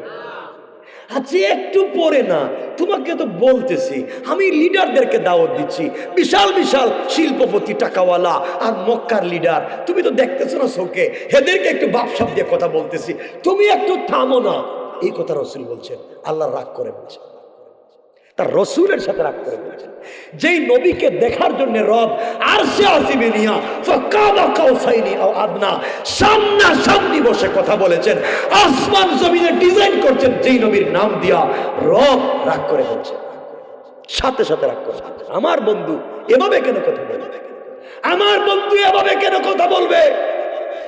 সাথে সাথে জিব্রাইল পাঠিয়ে দিয়েছে, আয়াত নাজিল করে দিয়েছে। আয়াত, আবাসা ওয়া তাওয়াল্লা আনজাহুল আমা। ও মুহাম্মদ, আপনি মুখ ফিরে এলেন কেন? আপনার কাছে একজন অন্ধ আসছিল, আনজাহুল আমা, একজন অন্ধ আসছে, আপনি তার দিকে না কইরা ওদিকে কথা বললেন কেন? এই সুরদের তো কোনো দরকার নাই, এরা শিল্পপতি টাকাওয়ালা হতে পারে, ওদের তো ঈমান নাই। আমার কাছে হাজার হাজার আবুল আহাব, কোটি কোটি শিল্পপতি আবুল জাহালের চাইতে আমার অন্ধ আব্দুল্লাহ ইবনে উম্মে মাকতুমের দাম আমার কাছে বেশি, কারণ সে আপনার কলিজা দিয়ে ভালোবাসে, ও আপনার না দেখে ভালোবাসছে, আমিও তার দেখে ভালোবাসছি, আর আমিও বিশ্বাস রাখি আপনার কাছাকাছি তারা জান্নাত দিব। সে আপনার সঙ্গে কথা বলতে চায়, আপনি কেন তার থেকে ফিরালেন? আল্লাহু আকবার। শুধু কথা বলে না, আয়াত নাজিল করে দিয়েছেন। নবীজি বলছেন, আল্লাহ আমার ভুল হয়ে গেছে। চিন্তা করছেন, নবীজি বললেন শোনো, এইভাবে বসায় বসে। এরপরে নবীজি কি করতেন? এই আয়াত নাজিল হয়ে যাওয়ার পরে কি করলেন রসুলের জিন্দেগি? দেখেন কথায় কথা চলে আসে। কেউ যদি নবীজিকে পিছন দিকে এসে সালাম দিত, আমরা তেমন বুজুর্গ, কেউ যদি এখানে এসে সালাম দেয়, কেউ যদি হুজুর ভালো আছেন, আমরা কই যে ভালো আছি, মুসাফা করতেছি, কেউ সালাম দিচ্ছে ওয়ালাইকুম সালাম, নবীজি এভাবে ছিলেন না। কেউ যদি পিছন দিকে সালাম দিত, নবীজি ডাইরেক্ট ঘুরে যেতেন, মানে হাদিসের বাব হচ্ছে সিনাটাকে ঘুরাইয়া দিতেন। নবীজি সামনে বসে আছেন, কেউ বামে আসছে, নবীজি ওদিকে তাকাইয়া বলতেন না ওয়া আলাইকুম আসসালাম, নবীজি ডাইরেক্ট ঘুরে যেতেন। মানে এমন হয়ে গেল লাইফটা। নবীজি বলেন না, এটা লিল হিকমা ওয়াল মাউইযাতিল হাসানা, এটাই তো উত্তম চরিত্র, মানুষের কাছাকাছি পৌঁছে যাওয়ার। রসুল এত কাছাকাছি পৌঁছে গেলেন, এত সুন্দর আচরণ শুরু করলেন। এখন যারা রসুলকে মারতে আসে, নবীজিকে মারতে আসলো, নবীজিকে ইহুদি মারতে আসছে, তরবারি এখানে নিয়া, নবীজি মসজিদে বসে রয়েছেন, ও আসতেছে তরবারি দিয়ে মারবে, নবীজি দাঁড়াইয়া বলছেন আসসালামু আলাইকা, বলে চাপটি মেরে দইরা বুকের সঙ্গে জড়াইয়া কপালে চুম্বন দিছেন, হে তরবারি ফালায় আমার ভুল হয়ে গেছে। আল্লাহু আকবার। সাথে সাথে চেঞ্জ। ইসলাম কোন জায়গায়? সাথে সাথে চেঞ্জ। নবীজি বলেন কি হয়েছে? আমার ভুল হয়ে গেছে, আমার এখন কলিমা পড়ায় দেন। ইসলাম, ইসলাম তার নাম, ইসলাম। এই জন্য শোনো ভাইরা, এজন্য আপনাদের কিভাবে বলে মানে মনে যেন থাকে কি বলছিল। আমার মুসলমান বন্ধুগণ, গভীর মনোযোগ। মাঝে মাঝে পানি খাওয়াইও। আমি ঠান্ডা খুব ডরাই, বুঝেননি, এই জন্য ঠান্ডার দেশে যাই না। আমার মুসলমান বন্ধুগণ, কথাগুলা দিল দিয়ে শুনো মুসলমানেরা। এবার হাকিম লুকমান বললেন, বাবারে তোমাকে একটা আমলের কথা আমি বলে দিতে পারি বাবা। আমার মন বলছে ওই আমল করে যদি তুমি ঘর থেকে বের হয়ে যাও, আমার মন বলছে আজরাইল ছাড়া পৃথিবীর কেউ তোমার ক্ষতি করতে পারবে না। হাকিম লুকমানের ছেলে বলছেন, আব্বা এটা আমলটা কি বলেন না। হাকিম লুকমান বলছেন, বাবা আমল হলো 2 রাকাত নামাজ, নাম সালাতুল হাজত। নাম কি? কেমনে পড়বেন? আমিও তো পড়ি, আপনারাও তো পড়েন, সবাই পড়ে। নিয়ম কি? খালি পড়ি তো নামাজ, কাজ হয় না, বলে দিতেছি আজকে। এবার হাকিম লুকমান বললেন, বাবারে তুমি যখন ঘর থেকে বের হয়ে যাইবা টাকা আনার জন্যে, ঘর থেকে বের হয়ে যাওয়ার সময় 2 রাকাত সালাতুল হাজত পড়ে বের হয়ে যাইবা। এরপরে তোমার ব্যাগের ভিতরে পানি নিবা, পানির বোতল তোমার ব্যাগের ভিতরে ঢুকাইবা। বাবারে আল্লাহর কাছে চাইয়া তুমি ঘর থেকে বের হয়ে যাইবা। ও আমার সন্তান, ঘর থেকে বের হয়ে যাওয়ার পরে দীর্ঘ পথ তুমি চলতে থাকবা। কয়েকদিন অবিরত চলবার পরে বিশাল বড় একটা মরুভূমি দেখবা। ওই মরুভূমির যতদিকে চোখ যায় শুধু দুধ বালি কণা দেখা যায়। গাছ পাতা তরুলতা কিচ্ছু নাই। বাবারে, এই মরুভূমি এত গরম হবে, দীর্ঘদিন হাঁটবার কারণে তোমার পায়ের চামড়া খসে গিয়া পা থেকে টপ টপ করে রক্ত জমিনে পড়তে থাকবে। ও বাবা, এমন সময় তোমার জিহ্বা শুকিয়ে যাবে, কলিজা শুকিয়ে যাবে, তোমার পানির বড় প্রয়োজন হবে, তুমি হাঁটতে পারবে না, কাঁপতে থাকবে, পানির প্রয়োজন হবে, তোমার কাছে তো কোনো পানি নাই। বাবারে, তুমি বোতলে পানি নিয়ে যাইবা, ওই সময় তোমার মনে পড়বে ব্যাগের ভিতরে বোতলে পানি আছে, ওই পানি পান করবার জন্য বের করবা। বাবারে, বের করে দেখবা পানির বোতল থেকে পানি গরম হইয়া একবার টকবক করে উতরাচ্ছে, ধোঁয়া বের হচ্ছে। ও বাবা, এত বড় বিপদ, পানি পান করলে তুমি মরে যাইবা, হাঁটলে তোমার পা থেকে রক্ত পড়ে মরে যাইবা, লম্বা সময় সফর করলে জিহ্বা শুকিয়ে গিয়েছে, কলিজা শুকিয়ে গিয়েছে, তুমি তো মরে যাইবা।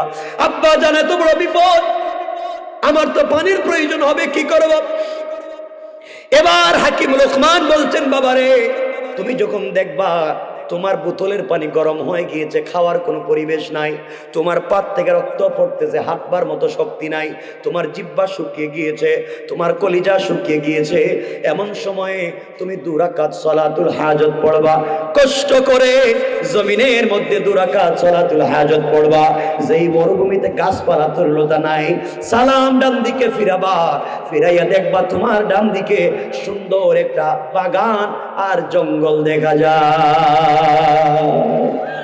আল্লাহু আকবার, জোরে বলা লাগবে। আব্বা জান, জঙ্গল কেমনে আসবো, ওখান তো মরুভূমি। হাকিম লোকমান বললেন, বাবা, আমার মন বলছে তুমি নামাজ পড়ে যাও। বাবা, জঙ্গলতে আমি কি করব? হাকিম লোকমান বললেন, বাবারে, জঙ্গলের ভিতরে তুমি ঢুকে যাইবা, ওখানে যাওয়ার পরে দেখবা বিশাল বড় বড় হিংস্র প্রাণী, বাঘ, ভাল্লুক, সিংহ তোমাকে খাওয়ার জন্য, আঘাত করবার জন্য আসতেছে। ওই সময় তুমি আবার 2 রাকাত সালাতুল হাজত পড়বা, সালাম ফিরাবার পরে তাকাইয়া দেখবা যারা তোমাকে জুলুম করতে আসতেছিল, যেই হিংস্র প্রাণীগুলা তোমাকে মারবার জন্য আসতেছিল, সালাম ফিরাবার সাথে সাথে তারা তোমার চতুর্দিকে দাঁড়ায়া সিকিউরিটির ব্যবস্থা করে দেবে। জোরে কন্যা আল্লাহু আকবার, আরো জোরে বলেন আল্লাহু আকবার। আমার বন্ধুগণ, হাকিম লোকমানের ছেলে বলছে, আব্বা, আমার তো পানির দরকার। হাকিম লোকমান বলছেন, বাবা, তুমি যখন দেখবা তুমি সেফ হয়ে গিয়েছো, প্রাণীরা তোমাকে আঘাত করবে না, আবার তুমি 2 রাকাত সালাতুল হাজত পড়বা, পড়ে পিছন দিকে তাকাইবা, পিছন দিকে তাকাইয়া দেখবা 2টা পাথরের চিপা থেকে ঝর্ণার মতো ঠান্ডা পানি গড়াইয়া পড়ে যায়। বাবারে, তুমি ওখানে যাইবা, ইচ্ছা মতো ঠান্ডা পানি পান করবা, বোতল থেকে গরম পানি ফেলে দিয়া তুমি ঠান্ডা পানি ঢুকাইয়া নিবা। এরপরে তোমার আবার সফরের সময় হবে। সন্তান বলছে, আব্বা জান, দীর্ঘ পথ সফর করবার কারণে ক্লান্তি আসবে, পানি পান করলাম, এত ক্লান্তির পরে ঠান্ডা পানি পান করলে তো ক্লান্তি আসবে, বেশি ঘুম পায়, ঠিক না? আব্বা জান, আমার তো ঘুম পাবে, আমি তো ঘুমাতে হবে, বিশ্রাম নেওয়া লাগবে। হাকিম লোকমান বলছেন, বাবারে, করজোড়ে নিবেদন করে বলছি, খবরদার, জঙ্গলের ভিতরে বিশ্রাম নিও না, জঙ্গলের ভিতরে ঘুমাইলেই তুমি মরে যাবে, আর বাঁচবে না। আব্বা, তাইলে আমি কি করব?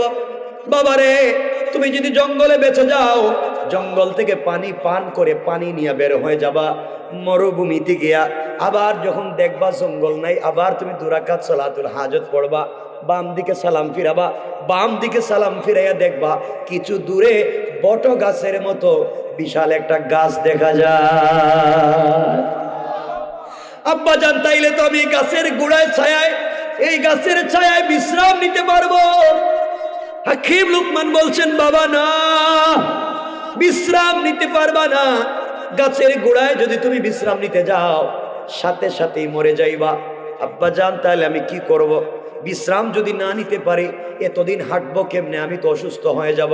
হাকিম লোকমান বললেন, বাবারে, আবার তুমি 2 রাকাত সালাতুল হাজত পড়বা, সালাম ফিরাইয়া তুমি তাকাইয়া দেখবা ওই গাছের গোড়ায় মাথায় পাগড়ি, পরনে লেবাস, একজন দাড়িওয়ালা মুরব্বী বসে বসে তাসবিহ পড়তেছে। এমন কোন লোককে পাওয়া যায় কিনা? আল্লামা জুলফিকার নকশবন্দি খুতুবাতে জুলফিকারে চমৎকার করে ঘটনা বর্ণনা করেছেন। মুরব্বীকে হাকিম লোকমান বলছেন, বাবা তুমি সালাম ফিরাইয়া দেখবা মুরব্বীকে পাও কিনা। এমন কোন মুরব্বীকে যদি পাও আর সে যদি তোমাকে ডাক দেয়, ও হাকিম লোকমানের ছেলেরে, তাহলে তুমি বুঝবা মুরব্বী আমাকে চিনে। সে যদি তোমাকে ডাক দেয় তুমি তার কাছে যাইবা। এরপরে যদি তার রানের উপরে মাথা রেখে, কতটা বুঝবেন, তার রানের উপরে মাথা রেখে যদি তোমাকে ঘুমাতে বলে, তাইলে তুমি বিশ্রাম নিবা, তাইলে মনে করবা তোমার বিপদ হবে না। আব্বা জান যদি আমি বেঁচে যাই বিপদ না হয় তাইলে কি? এবার হাকিম লোকমান বলছেন, বাবা রে, এবার তুমি চলতে গেলে এখানকার চাইতে আরো বড় বিপদে পড়বা। আব্বাজান সামনে বড় বিপদ কি? ও বাবা, কঠিন তোমার বিপদ অপেক্ষা করছে, সামনে গেলে নির্ঘাত তুমি মরে যাইবা। সফরে যাওয়ার পথে চেষ্টা করবো ওই মুরব্বীকে নিয়ে যাওয়ার জন্য, একা একা যাইও না। ওই মুরব্বীকে বলবা আপনি কি আমার সঙ্গে সফর করবেন, দেখো কোনোভাবে বুঝাইয়া মুরব্বীকে নেওয়া যায় কিনা। আমার মুসলমান বন্ধুগণ, বাবা এরপরে কি? ও বাবা, দীর্ঘ পথ চলবার পরে সামনে গেলে সুন্দর একটা গ্রাম দেখবা, সুন্দর একটা গুছানো শহর দেখবা। ওই শহরে ঢুকে যাওয়ার পরে তুমি নিজেকে পরিচয় দিবা, আমি হাকিম লোকমানের ছেলে। এই কথা বললে মানুষ তোমাকে আদর করবে, ভালোবাসবে। কিন্তু বাবা খবরদার, সাবধান করে দিয়েছি, তুমি 3 দিনের উপরে থাকবা না। 3 দিন হয়ে গেলে তুমি চলে যাইও। 4 নাম্বার দিন সকাল যেন তোমার এই গ্রামে না হয়। 4 নাম্বার দিন সকাল যদি গ্রামে হয়ে যায়, তাহলে গ্রামের মানুষ মিলে তোমার কাছে বিশ্ব সুন্দরী একটা মেয়েকে, সুরসী যুবতী মেয়েকে সুন্দর করে সাজাইয়া তোমার কাছে বিয়ে দেওয়ার জন্য নিয়ে আসবে। ও বাবা, তুমি যদি ওই মেয়েকে বিয়ে করো, সাথে সাথে মরে যাইবা। কি? বিয়ে করলেই মরবা। এজন্য তুমি 4র্থ দিন যেন সকাল না হয়, এর আগে আগে গ্রাম ছাড়া করে দিও, গ্রাম থেকে বের হয়ে যাইও। আব্বা যান, এরপরেও যদি বেঁচে যাই আমি কি করব? মুরব্বী বললেন, বাবারে, এরপরেও যদি তুমি বেঁচে যাও তাহলে দীর্ঘ পথ সফর করলে সামনে গেলে বিশাল বড় একটা সাগর পাইবা। ওই সাগরের চরের মধ্যে কাঠের তৈরি 2 তলা একটা বাড়ি পাইবা। ওর 2 তলার একটা রুমে আমার বন্ধু থাকে, আর এক রুমে তার 2 সন্তান থাকে। তার কাছে গেলে তুমি টাকাগুলা নিয়ে আসতে পারবা। কিন্তু বাবারে, এটাই তো কঠিন জায়গা, ওখানে গেলেই সে কিন্তু টাকা দিবে না। তার নিয়ম হলো হাজার হাজার মানুষের কাছ থেকে ঋণ নিছে, একজন মানুষেরও ঋণ ফিরাইয়া দেয় না। যারা এই ঋণ আনতে যায় তার কাছে, তার বাড়িতে 1 রাত্রে থাকতে হয়। যারাই এই বাড়িতে 1 রাত্র থাকে, সকালবেলা তারা মরে যায়, লাশ হয়ে যায়, এই জন্য টাকা আনতে পারে না। আমার ভুল হচ্ছে, তুমি যদি ওই বাড়িতে যাও, রাত্রবেলা তার বাড়িতে থাকো, তাহলে তুমি মরে যাইবা, সকালবেলা লাশ হয়ে যাইবা, টাকা তো পাইবা না। আব্বা জান, আমি কি করতে পারি? হাকিম লোকমান বললেন, বাবারে, ওই বিপদেও যদি তুমি পড়ে যাও আর তোমার যদি মনে থাকে, খবরদার বাবা মনে রাখবা, ওই বিপদে পড়ে গেল 2 রাকাত সালাতুল হাজত পড়বা, আর ওই মুরব্বির কাছ থেকে পরামর্শ নেবা। আমার মন বলছে আল্লাহ তোমাকে সব বিপদ থেকে বাঁচাইয়া দিবেন। কোন সুবহানাল্লাহ। এত পরামর্শ দিলেন। সন্তান বলছে, আব্বা, আল্লাহর উপরে ভরসা করে 2 রাকাত সালাত পড়ে বের হয়ে গেলাম। হাসবি আল্লাহ, আল্লাহ আমার জন্য যথেষ্ট। ওই কথা চিন্তা করে 2 রাকাত সালাতুল হাজত পড়ে আমার বন্ধুগণ যুবক ঘর থেকে বের হয়ে যায়। যাওয়ার সময়ে 2 রাকাত সালাত পড়ে বের হলো। কয় রাকাত? বের হয়ে গেলাম, 2 রাকাত সালাত পড়ে বের হয়ে গেলাম। দীর্ঘ পথ চলতে লাগলো। দীর্ঘ পথ চলতে চলতে 3-4 দিন সফর করবার পরে বিশাল বড় একটা মরুভূমিতে পড়ে গেল। বিশাল মরুভূমিতে সফর করতে লাগলো। সফর করতে করতে হঠাৎ করে দেখে সত্যি তার পা থেকে চামড়া উঠে গিয়ে রক্ত জমিনে পড়তেছে, শরীর কাঁপতেছে, হাঁটতে পারে না, তার জিহ্বা শুকিয়ে গিয়েছে, কলিজা শুকিয়ে গিয়েছে, পানি পান করবার জন্য মন চায়। ব্যাগ খুলেছে, বোতল বের করেছে, বের করে দেখে তার পানি তৈলের মতো উতরায়। আমার মুসলমান বন্ধুগণ, কি করবে এই মুহূর্তে? সে কি করবে? কোথায় যাবে? এমন সময় তার মনে পড়েছে আব্বা জান আমাকে ওসিয়ত করে দিয়েছেন আমি যেন বিপদে পড়ে গেলে 2 রাকাত সালাতুল হাজত পড়ি। সন্তান 2 রাকাত সালাতুল হাজত পড়েছে। সালাতুল হাজত পড়ে যখন সালাম ফিরিয়ে দিয়েছে, সালাম ফিরাবার সাথে সাথে তাকায়া দেখে বিশাল মরুভূমির মধ্যখানে সুন্দর একটা জঙ্গল দেখা যায়। বাবার কথা তো মিলে গেল, তার দিলের ভিতরে আল্লাহর প্রতি ভালোবাসা আরো বেড়ে গেল।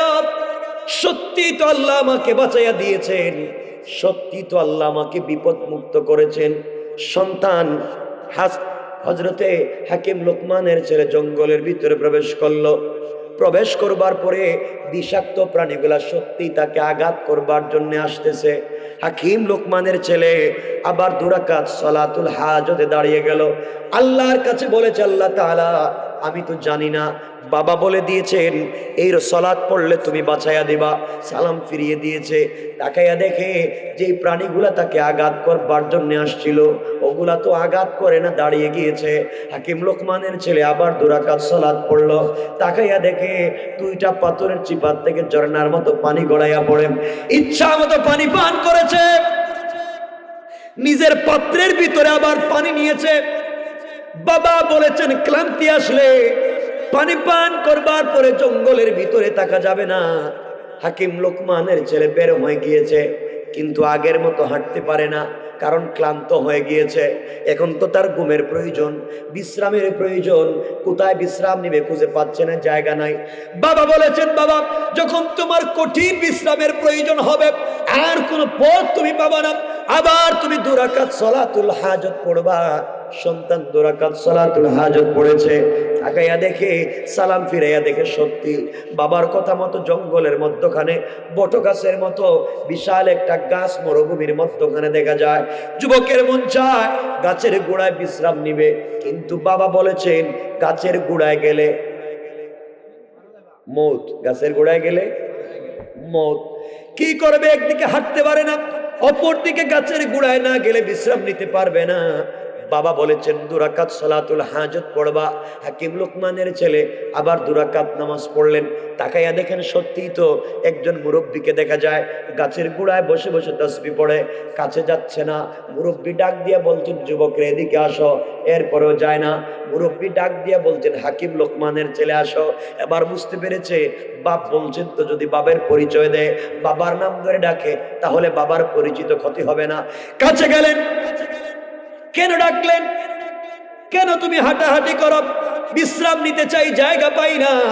বাবারে তুমি গাছের গোড়ায় বিশ্রাম নেও। না না, আমার আব্বা বলেছেন এই গাছের গোড়ায় বিশ্রাম নিতে গেলে আমি মরে যাব। না রে বাবা, তুমি গাছের গোড়ায় আসো, আমার রানের উপরে মাথা রেখে ঘুমাও। মনে পড়েছে বাপ বলেছেন মুরব্বী যদি বলে তার রানের উপরে মাথা রেখে ঘুমিয়ে যেতে, তাহলে ক্ষতি হবে না। হাকিম লোকমানের ছেলে বাবার ওসিয়ত মতো গাছের গোড়ায় গিয়া মুরব্বী রানের উপরে মাথা রেখে তিনি ঘুমিয়ে পড়লেন। দীর্ঘক্ষণ তিনি বিশ্রাম নিলেন। আল্লাহর কি মানসা হলো, গাছ থেকে বিষাক্ত একটা সাপ নিচে পড়ে। 3টা বর্ণনা আশরাফ আলী থানভী 3টা বর্ণনা দিয়েছেন। কেউ বলেছেন মাথায়, কেউ বলেছেন হাতে, কেউ বলেছেন পায়ে। যে কোনো এক জায়গায় সাপ তাকে দংশন করেছে, কেটে ফেলেছে। হাকিম লোকমানের ছেলে কান হয়ে পুরা বডি কালো হয়ে গিয়েছে। মুরব্বী চিন্তা করলেন, আমি না বলেছি আমার রানের উপরে মাথা রেখে ঘুমালে বিপদ হবে না, এত বড় বিপদ হলো, কি করি? তিনি সাপটাকে ধরলেন, যেই জায়গার থেকে বিষ দিয়েছে ওখানে মুখটা লাগাইয়া দিলেন। সাপ আগের মতো টেনে টেনে বিষ নিয়ে গেল। হাকিম লোকমানের ছেলের জ্ঞান ফিরে গেল, তিনি ঘুমের ভিতরে সুস্থ হয়ে গেলেন। মুরব্বী সাপটাকে 2 টুকরা করে দিলেন, লেজের অংশটুকু জমিনে ফালাইয়া দিলেন, মাথার অংশটুকু হাকিম লোকমানের ছেলের ব্যাগের ভিতরে ঢুকাইয়া দিলেন। হাকিম লোকমানের ছেলের ব্যাগের ভিতরে ঢুকাইয়া দিলেন।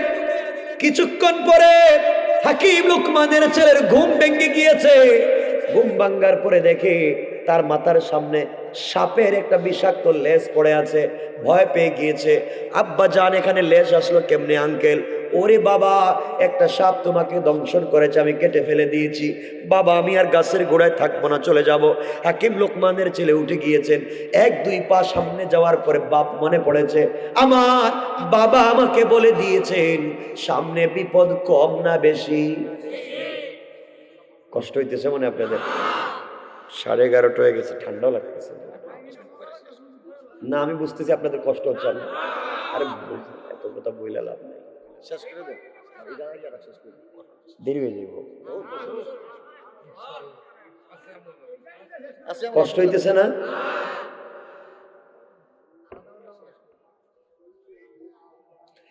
আমার মুসলমান বন্ধুগণ, কথাগুলো দিল দিয়ে শোনেন। এবার মনে পড়েছে আব্বা বলেছেন সামনে আরো ভয়ঙ্কর বিপদ আছে, একা একা সফর করা যাবে না। মনে পড়েছে এই মুরব্বীকে সাথে নিয়ে গেলে ভালো হয়। তিনি বললেন, আঙ্কেল আপনি কি আমার সঙ্গে সফরে যাবেন? মুরব্বী বলছেন, বাবা তুমি যদি আমাকে নিতে চাও আমার আপত্তি নাই, চলো। মুরব্বী যখন রাজি হয়ে গেলেন, হাকিম লোকমানের ছেলে মুরব্বীকে নিয়ে সফর শুরু করলেন। আমার বন্ধুগণ দীর্ঘ পথ চলতে লাগলেন। চলতে চলতে একটা গ্রামে পৌঁছে গেলেন। গ্রামে একটা নতুন এলাকায় গিয়েছেন, নতুন শহরে গিয়েছেন। বাবা বলেছেন ওখানে যাওয়ার পরে হাকিম লোকমানের পরিচয় দেওয়ার জন্য তিনি পরিচয় দিলেন, আমি হাকিম লোকমানের ছেলে। মানুষ বড় হুজুরের ছেলে মনে করে আদর করলো, আপ্যায়ন করে ভালোবাসা দিল। তিনি বললেন, থাকতে লাগলেন। 3 দিন মেহমানদারি করলো, তিনিও 3 দিন এখানে থাকলেন। কিন্তু বাবা যে বলেছেন 4র্থ দিন সকালবেলা থাকা যাবে, কথা কইলেন না? থাকা যাবে। তিনি ভুলে গিয়েছেন, বাপ যে বলেছে 4র্থ নম্বর দিন থাকা যাবে না, তিনি ভুলে গিয়েছেন। 4র্থ দিন সকাল হয়ে গিয়েছে, ঘুম থেকে উঠেছেন। হঠাৎ তাকাইয়া দেখে এলাকার সকল মানুষ মিলে বিশ্ব সুন্দরী একটা মেয়েকে, পৃথিবীর সব থেকে স্মার্ট একটা মেয়েকে সুন্দর করে সাজাইয়া অর্নামেন্টস জুয়েলারি পরাইয়া নতুন বধূর মতো করে হাকিম লোকমানের ছেলের কাছে নিয়ে এসেছেন। আর বলতে সবাই, ও হাকিম লোকমানের ছেলেরে, তোমার বাবার সঙ্গে আমাদের পরিচয় ছিল, বাপ তো আসেন না, তুমি আমাদের এই মেয়েটাকে বিয়ে করো, বিয়ে করলে তোমার সাথে আমাদের সম্পর্ক থাকবে। হাকিম লোকমানের ছেলে মনে পড়ে গিয়েছে বাবা বলেছেন বিয়ে করলে, সবাই বললেন না, বিয়ে করলে মরে যাব। কিন্তু চেহারার দিকে তাকাইয়া দেখেন পৃথিবীতে কত মেয়ে মানুষকে দেখছে, এত সুন্দর স্মার্ট কোন মানুষ পৃথিবীতে দেখে নাই। এবার মনে পড়েছে আমি বিয়ে না করলেও তো এই মেয়েকে অন্য কোন ছেলে বিয়ে করবে, অন্যের স্ত্রী হবে। এত বিশ্ব সুন্দরী একটা মেয়েকে অন্যের স্ত্রী আমার সামনে দেখতে কেমন খারাপ লাগে। কিন্তু মনে পড়েছে বিয়ে করলে বাপ বলেছেন মত, একদিকে বাবার ওসিয়ত, অপরদিকে নিজের মনের তামান্না। আপনারা কি করবেন? আপনারা কি করতেন? দূর বাপ যা কইছে কইছে, কি তুইছে, আমারটা আমি কাম সাইরা লই। চিন্তায় পড়ে গেলেন কি করবেন। সবাইকে বলছেন, শোনো আমার বাপ বলেছেন বিয়ে না করতে, কিন্তু আমার মন বলছে বিয়ে করতে। দাঁড়াইয়া বললেন, মরিয়ার বাসি বিয়ে কইরেই লইমু। আবার তিনি মনে করলেন বিয়ে যদি করে মরে যাব, বাবার কথা ফেলা যায় না। হঠাৎ মনে পড়েছে বাপ বলেছেন বিপদে যদি পড়ে যাও 2 রাকাত সালাতুল হাজত পড়ে আল্লাহর কাছে বলবা, আল্লাহ তোমাকে সহজ সমাধান বলে দেবে। আরো জোরে কোন। আমার মুসলমান বন্ধুগণ, হাকিম লোকমানের ছেলে 2 রাকাত সালাতুল হাজত পড়লেন। চিন্তা করলেন কি করবেন। হঠাৎ মনে পড়েছে বাবা বলেছেন বিপদে পড়লো ওই মুরব্বীর পরামর্শ নিতে, মুরব্বী তাকে খারাপ পরামর্শ দিবে না। এবার মুরব্বীকে বলছেন, আঙ্কেল বাপ বলেছে এই মেয়েকে বিয়ে করা যাবে না, বিয়ে করলে মৌত। কিন্তু আমার মন বলছে মেয়েকে বিয়ে না করলে আমার মৌত, আমার বিয়ে করাই লাগবে। কিন্তু বাবা বলেছেন বিপদে পড়লে সলাতুল হাজত পড়তে, তাও তো পড়লাম, কিন্তু আমি তো কোনো সুরাহা পাচ্ছি না। বাবারে তোমার বাপ কি আরো কোনো কথা বলছে নাকি? আঙ্কেল বলছে বিপদে পড়লে আপনার পরামর্শ নিতে। আপনি বলেন তো কি করা যায়? মুরব্বী বলছেন, বাবারে আমার প্রথম কথা হলো দেখো বাবার ওসিয়ত মানা যায় কিনা। যদি বাবার ওসিয়ত মানা যায় তোমার জন্য কামিয়াবি, আর যদি মানতে না পারো আমার পরামর্শ থাকবে তোমার মন যেহেতু চায় বিয়ে করে নেও, বিয়ে করে সলাতুল হাজত পড়ো, বড় বিপদ হয়ে গেলে আমি তোমাকে দেখব। সুবহানাল্লাহ। যত আস্তে কইবেন তত সময় কমাইব, দরকার নাই একজন কয়ে লাভ নাই। সবাই একটু জোরে কোন আল্লাহু আকবার। এই তো ঠিক আছে, আমরা বোঝা গেছে না? ঠিক আছে। আমার মুসলমান বন্ধুগণ কথাগুলো শুনেন। মুরব্বী বলছেন বাবা বিয়ে কইরা নাও, পরেরটা আমি দেখবো না। হাকিম লোকমানের ছেলে বললেন আমি বিয়েতে রাজি। বিয়ে হয়ে গিয়েছে, লম্বা কথা আছে এখানে। বিয়ে হয়ে যাওয়ার পরে যেই দিন সকালে বিয়ে করলেন ওই দিন রাত্রবেলা ছিল ফুল সজ্জার রাত্র। আল্লামা জুলফিকার নকশবন্দি বলেন ওই মুরব্বী আর হাকিম লোকমানের ছেলে রাস্তা দিয়ে হাঁটতে লাগলেন, দূরে বাজারে যেতে লাগলেন। কিছু দূর যাওয়ার পরে দেখেন এলাকার আবাল বৃদ্ধ বনিতা, নারী পুরুষ ছেলে মেয়ে সবাই হাকিম লোকমানের ছেলের পিছনে মিছিল দিতেছে। সবাই তাকে নিয়ে টিটকারি করে, সবাই তাকে নিয়ে হাসাহাসি করে, সবাই তাকে নিয়ে মস্কারা করে। পিছন দিকে তাকাইয়া বললেন তোমরা আমাকে নিয়ে মস্কারা করো কেন? আমি হাকিম লোকমানের ছেলে, তোমাদের দুলাভাই। কি ভাই?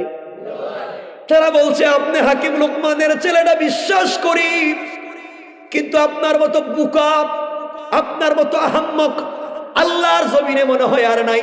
তিনি বললেন কেন রে, আমি কি ভুল করলাম? তারা সবাই বলতেছে আপনার মতো বুকা পাবলিক আর নাই, আপনি কেন বিয়ে করলেন? তিনি বললেন কেন বিয়ে করব না, এত বিশ্ব সুন্দরী একটা মেয়েকে বিয়ে করে বিপদে পড়লাম কি? সবাই ডাক দিয়া বলছে হাকিম লোকমানের ছেলেরে, তুমি যেই মেয়েরে বিয়ে করছো ওই মেয়েটার তোমার আগে আরো বিয়া হয়েছে 10টা। কয়টা? এই কথা শোনার পরে আর কি মাথা ঠিক রয়েছে কোন? তো হাকিম লোকমানের ছেলে বলেন কি বলো? বলে এই মেয়ের বিয়ে হয়েছে 10টা, কিন্তু আফসোসের বিষয় আপনি হলেন 11 নম্বর। এই 10টা স্বামী বাসর রাত্রে মারা গেছে, একটা স্বামী বউরে নিয়ে 24টা ঘন্টা থাকতে পারে নাই, বিয়ে করছে রাত্রে মারা গেছে। আমরা চিন্তা করলাম তুমি 11 নম্বর বিয়ে করছো, আজকে রাত্রে মইরা যাইবা, এই জন্য তোমার নিয়ে টিটকারি করলাম। এত বড় বোকা কি আর হতে পারে? 10 বিয়া যেই মেয়ের হয়েছে আপনি 11 নম্বর করলেন কেমনে? হাকিম লোকমানের ছেলে মুরব্বীর পা জড়ায় আঙ্কেল আগে চলেন, গ্রাম থেকে ভাগিয়ে বিয়ার দরকার নেই। এবার হাকিম লোকমানের ছেলে মুরব্বীকে সামনে নিয়ে সামনে যায়। কিছু দূর যাওয়ার পরে দেখে কিছু মানুষ বাঁশ কাটতেছে। বাঁশ জিজ্ঞাসা করে এলাকার মানুষ রে তোমরা বাঁশ কাটো কেন? কয় আপনার গুরুস্থানের বাঁশ। আমার গুরুস্থানের বাঁশ মানে আপনি মরে যাবেন না, রাত্রিতে মরে যাবেন। আচ্ছা কোন তুই বেচারার ভিতরিকার পানি আছে, আমি জিন্দা মানুষ রাস্তা দিয়ে হাঁটি আর হেরা আমার বাঁশ কাটে। তিনি বললেন কি কো তোমরা? কারে বাবা আগে 10 জন মরছে, আমরা 10 জন তো গুরুস্থানে নিছি, তুমি 11 নম্বর। হের ভিতরে তো আর ভয় ঢুকে গেছিল। মুরব্বীর হুজুর এখন করতামটা কি? মুরব্বী আমি তো কইছিলাম এটা বিয়ে করতে না। হুজুর এখন মরে গেলাম, তখন বাপের কাছে খবরটা পৌঁছাই মুখে। বললেন চলো আমরা সামনের দিকে যাই। আরো দীর্ঘ পথ চলতে লাগলেন। কিছু দূর যাওয়ার পরে দেখেন কিছু লোক সাদা কাপড় অর্থাৎ কাফনের কাপড় ধৌত করতেছে। জিজ্ঞাসা করলেন তোমরা এখানে কি করো? আপনার কাফনের কাপড় ধুইতেছি। আমার কাফনও রেডি, গুরুস্থানে বাসও রেডি, ব্যাপার কি? আরো কিছু দূর গেলেন, যাওয়ার পরে দেখেন কিছু লোক উদাল দিয়ে গর্ত খনন করতেছে। জিজ্ঞেস করলেন বাবা তোমরা এই রাস্তাঘাটে গর্ত খনন করো কেন? সবাই বলতেছে আপনার কবর। মানে কি? হেরে কয় বাস, হে কয় কাফন, হে কয় আমার কবর, আর আমি দেখি কোনো জিন্দা। চিন্তা করেন একটা মানুষের ভয় কতটুকু ঢুকছে। মুরব্বীরে কইছে হুজুর কোনো কথাবার্তা নাই, হাত পা বাঁধেন, কাপড় চোপড় বাঁধেন, দৌড় ভাগতিব গ্রাম থেকে, রাত্র হওয়ার আগে ভাগতিব। আমার বন্ধুগণ দুজন দৌড় শুরু করলেন। দীর্ঘ পথ দৌড়তে দৌড়তে গ্রামের শেষ সীমানায় পৌঁছে গেলেন। ওখানে গিয়ে দেখেন কিছু জোয়ান ছেলে কান্দে বাঁশ নিয়ে পাহারাদারি করে। জিজ্ঞাসা করলেন তোমরা কি করো? আপনারা পাহারাদারি করি, আপনি যেন বাঁচতে না পারেন। শেষ, আর বাঁচতাম না। মুরব্বীরে কইছে আঙ্কেল এখন আমার বাপের কাছে খবরটা একটু পৌঁছানোর ব্যবস্থা করেন। মুরব্বী বলছেন বাবা এত টেনশন করো কেন, যা হওয়ার তো হয়েই গেছে, এখন টেনশন করে তো লাভ নাই। রব তুমি না, তোমার বাপ বলছে কঠিন বিপদ সামনে আছে, কঠিন বিপদে পড়লে নামাজটা একটু বেশি করে পড়বা, 2 রাকাত সালাতুল হাজত ঠিক মতো পড়বা। হুজুর মনে হয়েছে তো, তাহলে এখনই পড়ে ফেলাই। বলে অজু আসেনি? কই না। তো অজু করো। অজু করে আবার 2 রাকাত সালাতুল হাজত পড়লেন। এদিকে স্ত্রীকে সুন্দর বধূর মতো সাজায়া, অলংকার জেওর অর্নামেন্ট জুয়েলারি পরাইয়া, বাসর রাত্রে সাজাইয়া বাসর ঘরে রেখে দিয়েছে ফুলসজ্জার রাত্রে। মুরব্বী হাকিম লোকমানের ছেলেকে বলছেন বাবা যাও, রাত্র হয়ে গিয়েছে, স্ত্রীর রুমে যাও। মুরব্বীকে জড়াইয়া হাকিম লোকমানের ছেলে বলছে আঙ্কেল আমি একা যাইতাম না, আপনি আমার সাথে আসেন। মানে হে মুরব্বীর নিয়ে যেতেছে। মুরব্বী বলছেন ধুর বেটা, তুই বাসর রাত্রে আমার নিয়ে গেলাম, তুই নিজে যা। হুজুর যদি আমার মাইরা ফেলায়, 10টারে মাইরা ফেলাইছে, হে কি জিনিস আল্লাহই জানে, আপনি আমার সাথে আসেন না। মুরব্বী বললেন বাবা যাওয়ার আগে 2 রাকাত নামাজ পড়ে যাও। সুবহানাল্লাহ বললেন। কয় রাকাত নামাজ? এত বড় বড় বিপদে পড়ছে, রাস্তাঘাটে নামাজ পড়ছে কয় রাকাত? বিপদ থাকছে না শেষ হয়ে গেছে? তাহলে আমরা কি বুঝতে পারতেছি যে সালাতুল হাজত পড়লে রব আমাদেরকে বাঁচায় দিতে পারবেন নাকি পারবেন না? বিশ্বাস রাখো আমার বন্ধুগণ। মুরব্বীর আঙ্কেল আমি কি নামাজ পড়বো? বলে বাবা 2 রাকাত নামাজ পড়ে বাসর রাত্রে স্ত্রীর কাছে যাও। হুজুর যদি দেখেন ও আমার মাইরে ফেলাইতেছে, আপনি দরজা ভাঙ্গে ঢুকে যাই আমার বাঁচাইবার জন্য, তাহলে তো মাইরে ফেলাই দিব। মুরব্বী বললেন বাবা তুমি 2 রাকাত নামাজ পড়ে যাও, ঘরের ভিতরে যাওয়ার পরেই তোমার স্ত্রী তোমার সাথে মেলামেশা করতে চাইবে, পাগল হয়ে যাবে মেলামেশা করবার জন্য, খবরদার মেলামেশা করবা না। হুজুর আমি কি করতাম? তুমি বসে বসে গল্প করবা, বলবা স্ত্রী আজকের রাত্রে তুমি আমাকে চিনবা, আমি তোমাকে চিনব। এইভাবে চিনা জানার মধ্য দিয়ে আজকের রাত্রে আমরা কাটাইয়া দেই। আমাদের পরিচয়ের রাত্রে আমরা একজন আরেকজনকে আজকের রাত্রে চিনব।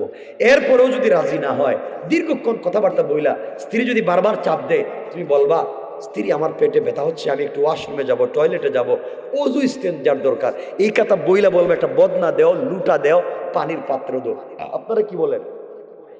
বদনাই তো কন, বদনাই কন, লুটা দেন, পানির পাত্র দেন। এটা নিয়া বউ যদি রাজি হয়ে যায়, বদনা নিয়া এক দৌড়ে আমার সামনে হুজুর যদি আওয়ার সময় মাইরে ফেলায়, তুমি আইবা যাও। হাকিম লোকমানের ছেলে ঘরের ভিতরে 2 রাকাত সালাতুল হাজত পড়ে গেছে। যাওয়ার পরে স্ত্রী বলছে স্বামী, মেলামেশার জন্য তাকে ডাকতেছে। তিনি বললেন দেখো আজকের রাত্র পরিচয় রাত্র, তুমি আমাকে চিনবা, আমি তোমাকে চিনবো। এইভাবে চিনা জানার মধ্য দিয়ে আজকের রাত্রে আমরা কাটাইয়া দেই। স্ত্রী বলতেছেন না এগুলো সম্ভব না। দীর্ঘক্ষণ বলার পরে দেখলেন বউরে যখন বুঝাইতে পারতেছেন না, তিনি বললেন স্ত্রী আমার পেটে তো ব্যথা হচ্ছে, আমি একটু ওয়াশরুমে যাবো, অজু ইস্তেঞ্জার জন্য আমাকে একটু বদনা দেও না, পানির ব্যবস্থা করে দাও। স্ত্রী বলছে ঠিক আছে। বউ তো আর জানে না কিছু, স্ত্রী পানির পাত্র দিছে, নিয়ে দিছে দৌড়, এক দৌড়ে দরজা খুলে হুজুরের সামনে না, হুজুর এই যে বদনা রাখেন, আমার এখন বাঁচান, আমি আর জিন্দিগিতে গরমিতে যাইতাম না, বাইচা গেছি একবার আর যাইতাম না। হাকিম লোকমানের ছেলেকে মুরব্বী বলেন বাবা তুমি যাও আগে অজু করে আসো। হাকিম লোকমানের ছেলে অজু করতে গেছে, এদিকে মুরব্বী হাকিম লোকমানের ছেলের ব্যাগ বাইর করছে, ব্যাগের ভিতরে অর্ধেক সাপ আসেনি। কোন জিনিস কোন জায়গায় কাজে লাগে, এজন্য আমি জানি না আমার প্রথমের কথা মনে আসেনি, আপনারা মনে রাখবেন। আপনার বন্ধু পৃথিবীর কোনো জিনিসকে খারাপ মনে করবেন না। দেখবেন ডাস্টবিনের পানি, ডাস্টবিনের পানি খাবারের কাজে না লাগলেও আগুন নিবানোর কাজে ঠিকই লাগবে, ঠিক না বলেন?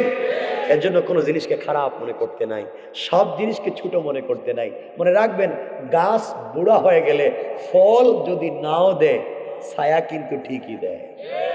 এজন্যে মনে রাখবেন চলার পথে অনেক কিছু আসবে, আপনাকে আমাকে ইস্তেকামতের সাথে ধৈর্যের সাথে চলতে হবে। রব ভবিষ্যৎ আমাদের পরিষ্কার করে দিবেন। সুবহানাল্লাহ বলেন। আপনারা সুবহানাল্লাহ কইতেছেন আর মনে পারে এরা কিছু কয় না দিকে আমাদের, আপনারা কোন কোন কইতেছেন আমি বুঝতেছি তো, কত লোকের কষ্ট হইতেছে আমি বুঝতে, একজনের কষ্ট হয় না, প্রস্রাবেও ধরে নাই, এরা কি তারে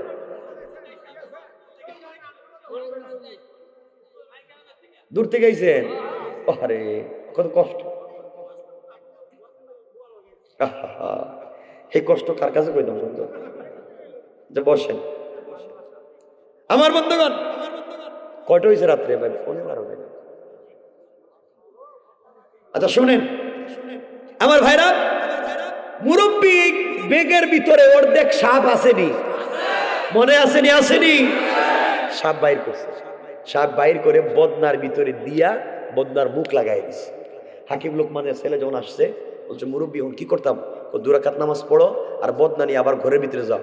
আমি আর যাইতাম না, একবার বাচ্চা গেছি গা, কেমনি কেমনি বাচ্চা গেছি, 10 জন মরছে, আপনি কি আমার গ্যারান্টি দিবেন? আমি তো মরে যেতে পারি।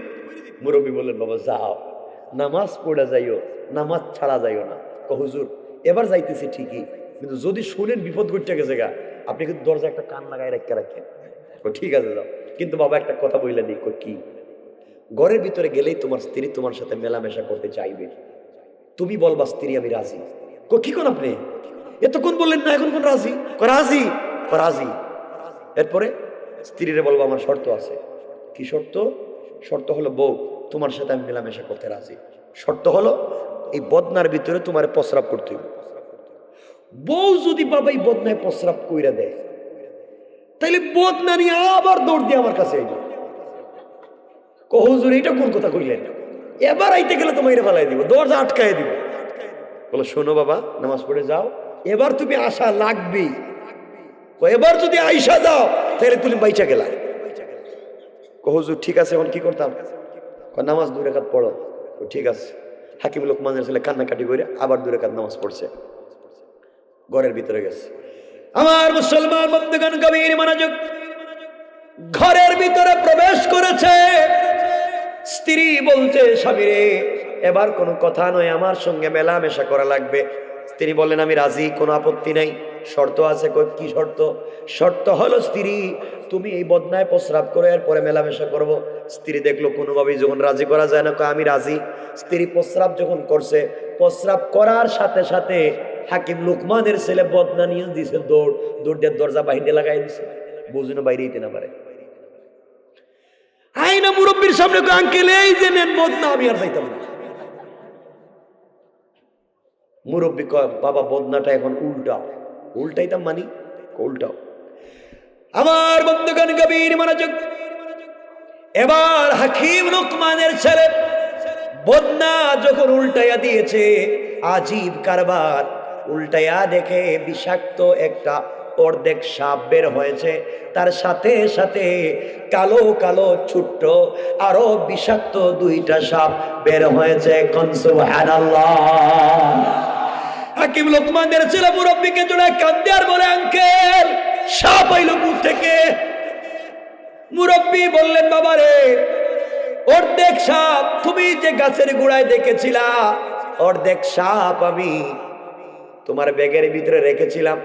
ওই অর্ধেক সাপ তোমার বদনার ভিতরে আমি দিয়েছি। তুমি যখন অজুতে ছিলা, ওই বদনা নিয়ে যখন স্ত্রীর কাছে গিয়েছ, তোমার স্ত্রী যখন ওই বদনার ভিতরে প্রস্রাব করেছে, তার পেটের ভিতরে আগে থেকে 2টা ছোট্ট ছোট্ট বিষাক্ত সাপ ছিল। এখন সাপ কেমনে আসলো? কোন ঘটনার কারণে আসলো? কেমনে আসলো? কোন কারণে আসলো? কতদিন থাকলো? সাপের উৎপত্তি কি? এটা আরো লম্বা কথা, কোনো কথাই নেই, বলতামই না। আরে না, আরে না রে শোনেন না, আর খালি বলেন বলেন করলে রাত্রে 12টায় জিতেছে গা। আরে শুনেন, ফজরের নামাজ কি আমি পড়বো না আপনারা পড়বেন? কেউ পড়তো না পড়ে।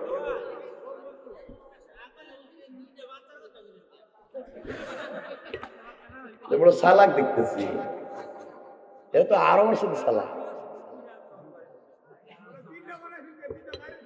আমার বন্ধু শুনেন বাবা, কেউ রাগ করেন না, আমি 12টার পরে কথা বলবো না। রাত্রে কেউ কম হয়েছে নাকি তা?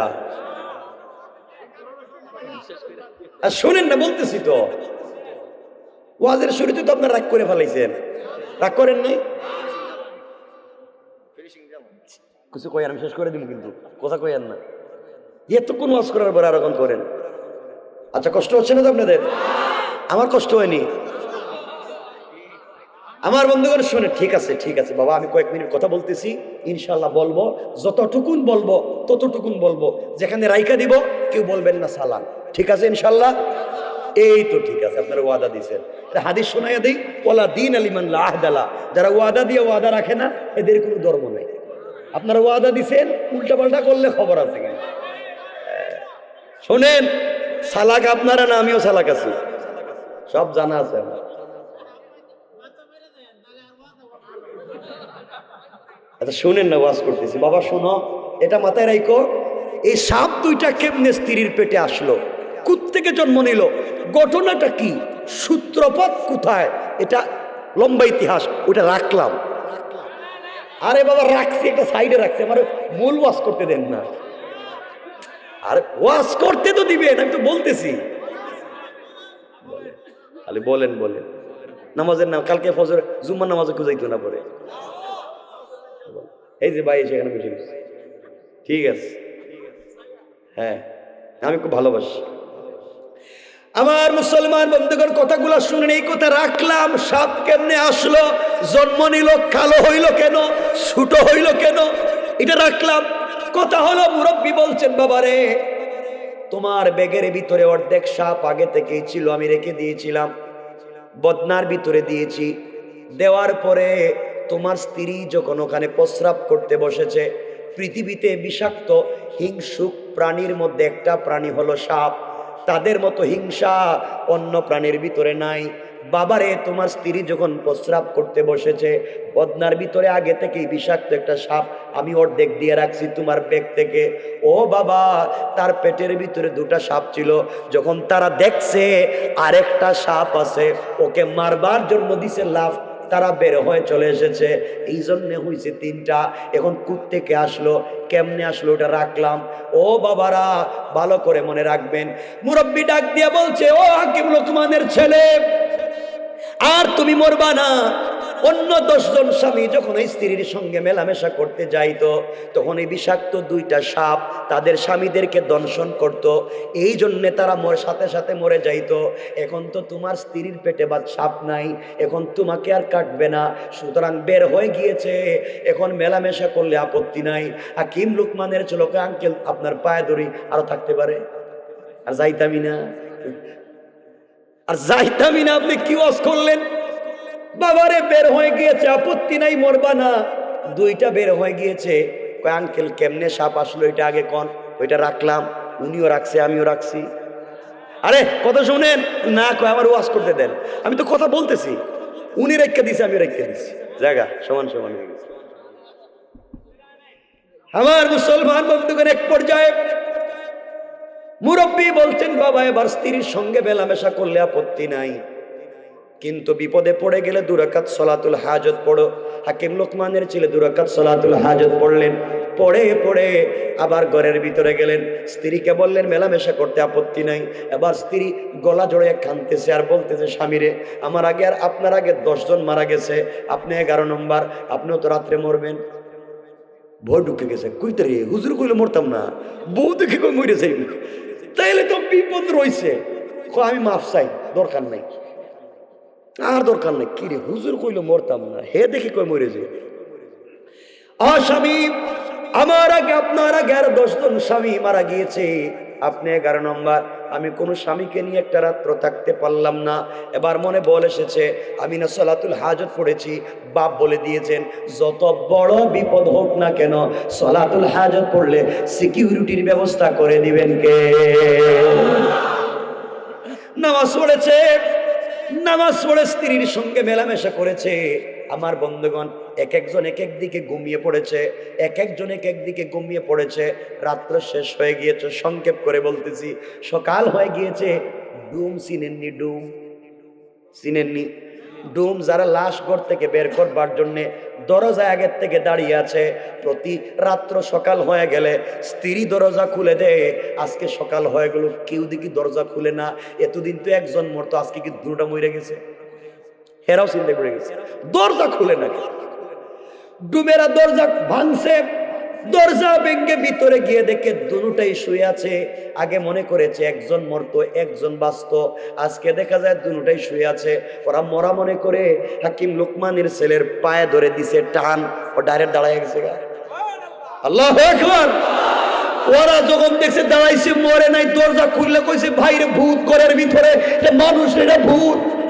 ওরা যখন ভূত কইয়া দিছে দৌড়, যারা বাহিরে ছিল হেরা বাঁশ ফালাইয়া দিছে দৌড়, কাফন যার হাতে ছিল হেও দিছে দৌড়। গ্রামের মানুষ দেখে এরা দৌড়ায়, কয় দৌড়াও কোন বলে, এরা মানুষ নেই জিন্নাত। এরাও কইছে জিন্নাত। পুরা গ্রামের মানুষ দৌড়, কেউ নাই, সব দৌড়। কিছুক্ষণ পরে বোর ঘুম ভাঙছে। বোর ঘুম ভাঙার পরে দেখে হাকিম লোকমানের ছেলে ঘুরতেছে, কিরিটা দিকে মরলো না, হেও দিছে দৌড়, সব দৌড়। কিরে বাপ বিয়ে করলাম কারে, কেউ দেখি কাছে নেই, সব দৌড়ায়। লম্বা কথা, দৌড়তে দৌড়তে দৌড়তে আস। হাকিম লোকমানের ছেলে বাইরে হইলেন, মুরব্বীরে বললেন আঙ্কেল আর তো বিপদে পড়লাম। কি হয়েছে? এখন দেখতেছি কেউ আশেপাশে নাই, দেখলি দৌড়ায়। আগে তো হেদেরকে বই পাইতাম, বলে হেরা ভয় পায়, উল্টো হয়ে গেল। মুরব্বী বলেন বাবা এদেরকে বুঝাই তুই মনে হলে তো কেউ কাছে আইব না। স্ত্রীর ডাকি বলেন কাছে আন। স্ত্রীকে আপনি তো মানুষ না, বউ আয় না। এক পর্যায়ে লম্বা কথা, পুরা গ্রামের এলাকার মানুষকে বুঝাইতে চেষ্টা করলেন ঘটনাটা আসলে কি। মূল ঘটনা বুঝালেন, আসলে এই থেকে এই হয়েছে। সবাই বলতেছে তাহলে আপনারা বলেন মহিলার পেটে বাচ্চা আইলো, সাপ আইলো কোত্থেকে? মুরব্বী দেখাইলেন এই যে সাপ, আইলো কেমনি? মুরব্বী বললেন একটু থামো বলতেছি। ওই একটু থামো বলতেছি তিনি বলছেন, আমিও বললাম একটু থামো বলতেছি। আরে শোনেন, ওয়াস্ত করতেছি, এটা রাখ।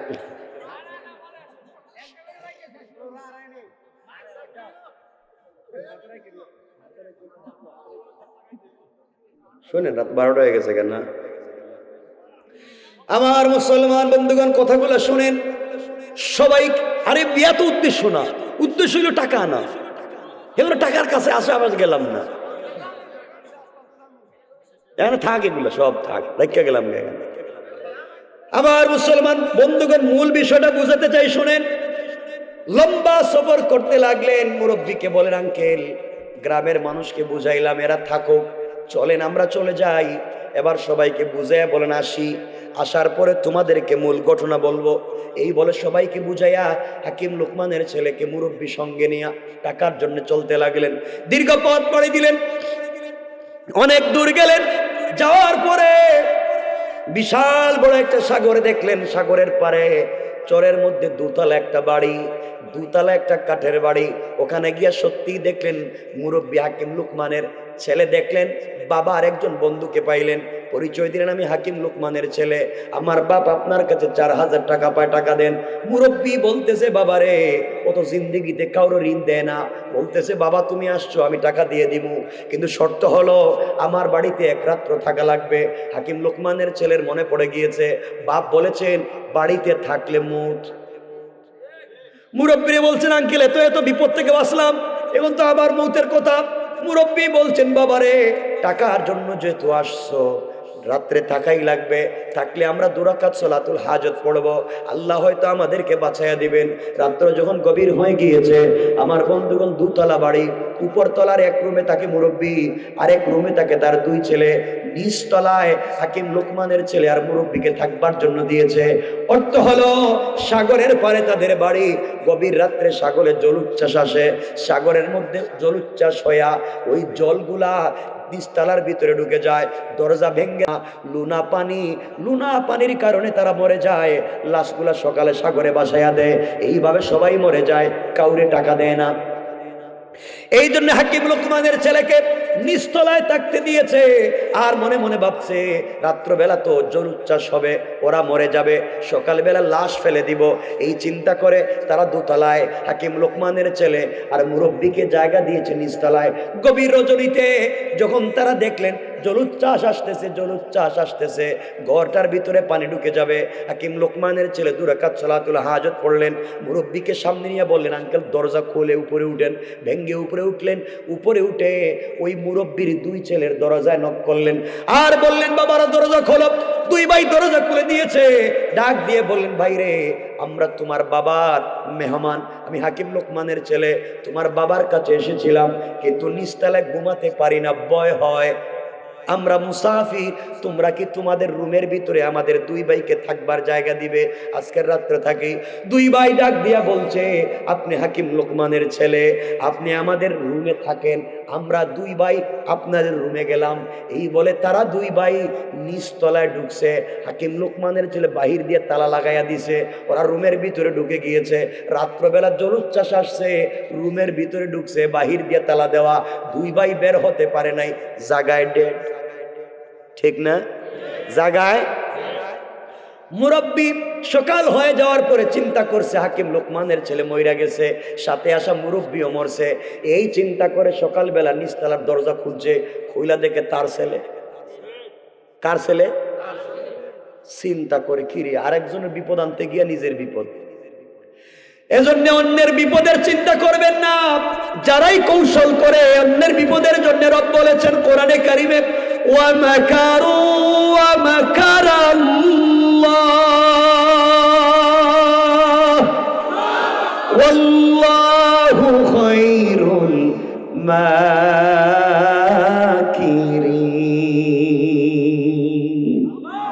আল্লাহ বলে দিয়েছেন, তোমরা ভালো মানুষকে বিপদে ফেলবার জন্য যত কৌশল করো রে, তোমরা জানো না তোমাদের কৌশলের চাইতে আমি আল্লাহর কৌশল আরো 1000 গুণ বড়। কোন ঠিক কিনা? মুরব্বি দেখলো নিজের ছেলেও গেছে গা, দুইজন বাইর হইছে, বাইরে একটা মুরব্বি আমাদেরকে ঠকাইতে চাইছিলেন, ঠকা তো আপনি খাইলেন, এখন টাকাও দিবেন, ছেলেও গেল। মুরব্বি দেখছে এরা তো বিপদ, রাইকা লাভ নাই, টাকা দিয়ে দিচ্ছে। হাকিম লোকমানের ছেলে টাকা পাইছেন, টাকা পাই এখন আসতেছেন, কই আইবেন? শ্বশুর বাড়ি। ওখানে পাবলিক বসে রয়েছে না, তাদেরকে বুঝাইয়া দেওয়া লাগবে না সব কিছু? কেমনি কি হয়েছে, হেরা তো বসে রয়েছে। হাকিম লোকমানের ছেলে টাকা পয়সা নিয়ে দেখেন, আপনারা আবার উল্টাপাল্টা করেন না। 12টা কাটায় 2 ঘন্টার উপরে গেছে। হ্যাঁ,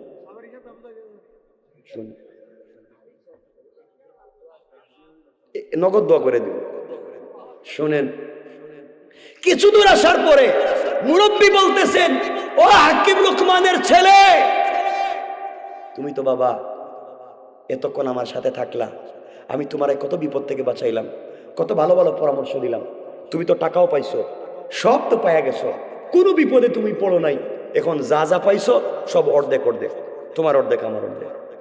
হাকিম লোকমানের ছেলে চিন্তা করলো, মুরব্বি যেভাবে অর্ধেক অর্ধেক দাবি করতেছে, তাহলে তো যদি বউ হয় অর্ধেক, তাইলে তো বিপদ। এত কষ্ট করলাম, মায়ের দূর খাই একটা বউ পাইলাম, হেই বেচারা দেখতেছি বড় চালাক। কয় মুরব্বি, টাকা পয়সা যা পাইছি সব আপনি লইয়া যান, বউটার আমি লইয়া যাই। মুরব্বি বললেন, বাবা তোমার তো বউ উদ্দেশ্য ছিল না, উদ্দেশ্য ছিল সফরের টাকা, বউ তো ফাও মাগনা পাইছো, ফ্রি পাইছো। ক হুজুর, তাইলে আপনি আমার কাছে সব যে চাইতেছেন এজন্য ভয় পাইতেছি। মুরব্বি বলেন, বাবা টাকাও তুমি নিয়ে যাও, বউও তুমি নিয়ে যাও, যা আছে সব তুমি নিয়ে যাও, আমার কিচ্ছু লাগবে না, তুমি শুধু তোমার বাপের কাছে গিয়া আমার পক্ষ থেকে সালাম দিও। এবার হাকিম লোকমানের ছেলে বলছে, আঙ্কেল সত্য কথা বলেন তো, এত লম্বা সময় সফরে আমার সাথে ছিলেন, এত বিপদ থেকে বাঁচাবার পরামর্শ দিলেন, আসলে আপনি কে? আপনার পরিচয় তো জানি না, বাপের কাছে কি কইতাম আপনার নাম? ঠিক না এটা? এবার মুরব্বি ডাক দিয়া বলছেন, হাকিম লোকমানের ছেলে, তোমার সঙ্গে দীর্ঘ পথে আমি সাথী ছিলাম সফরের, অনেক বড় বড় বিপদ থেকে বাঁচবার জন্য পরামর্শ দিয়েছি বাবা, সাবধান করে দিলাম, আমি দুনিয়ার সাধারণ কোনো পাবলিক না, দুনিয়ার সাধারণ কোনো মানুষ না, আমি হলাম আল্লাহর একজন রহমতের ফেরেশতা।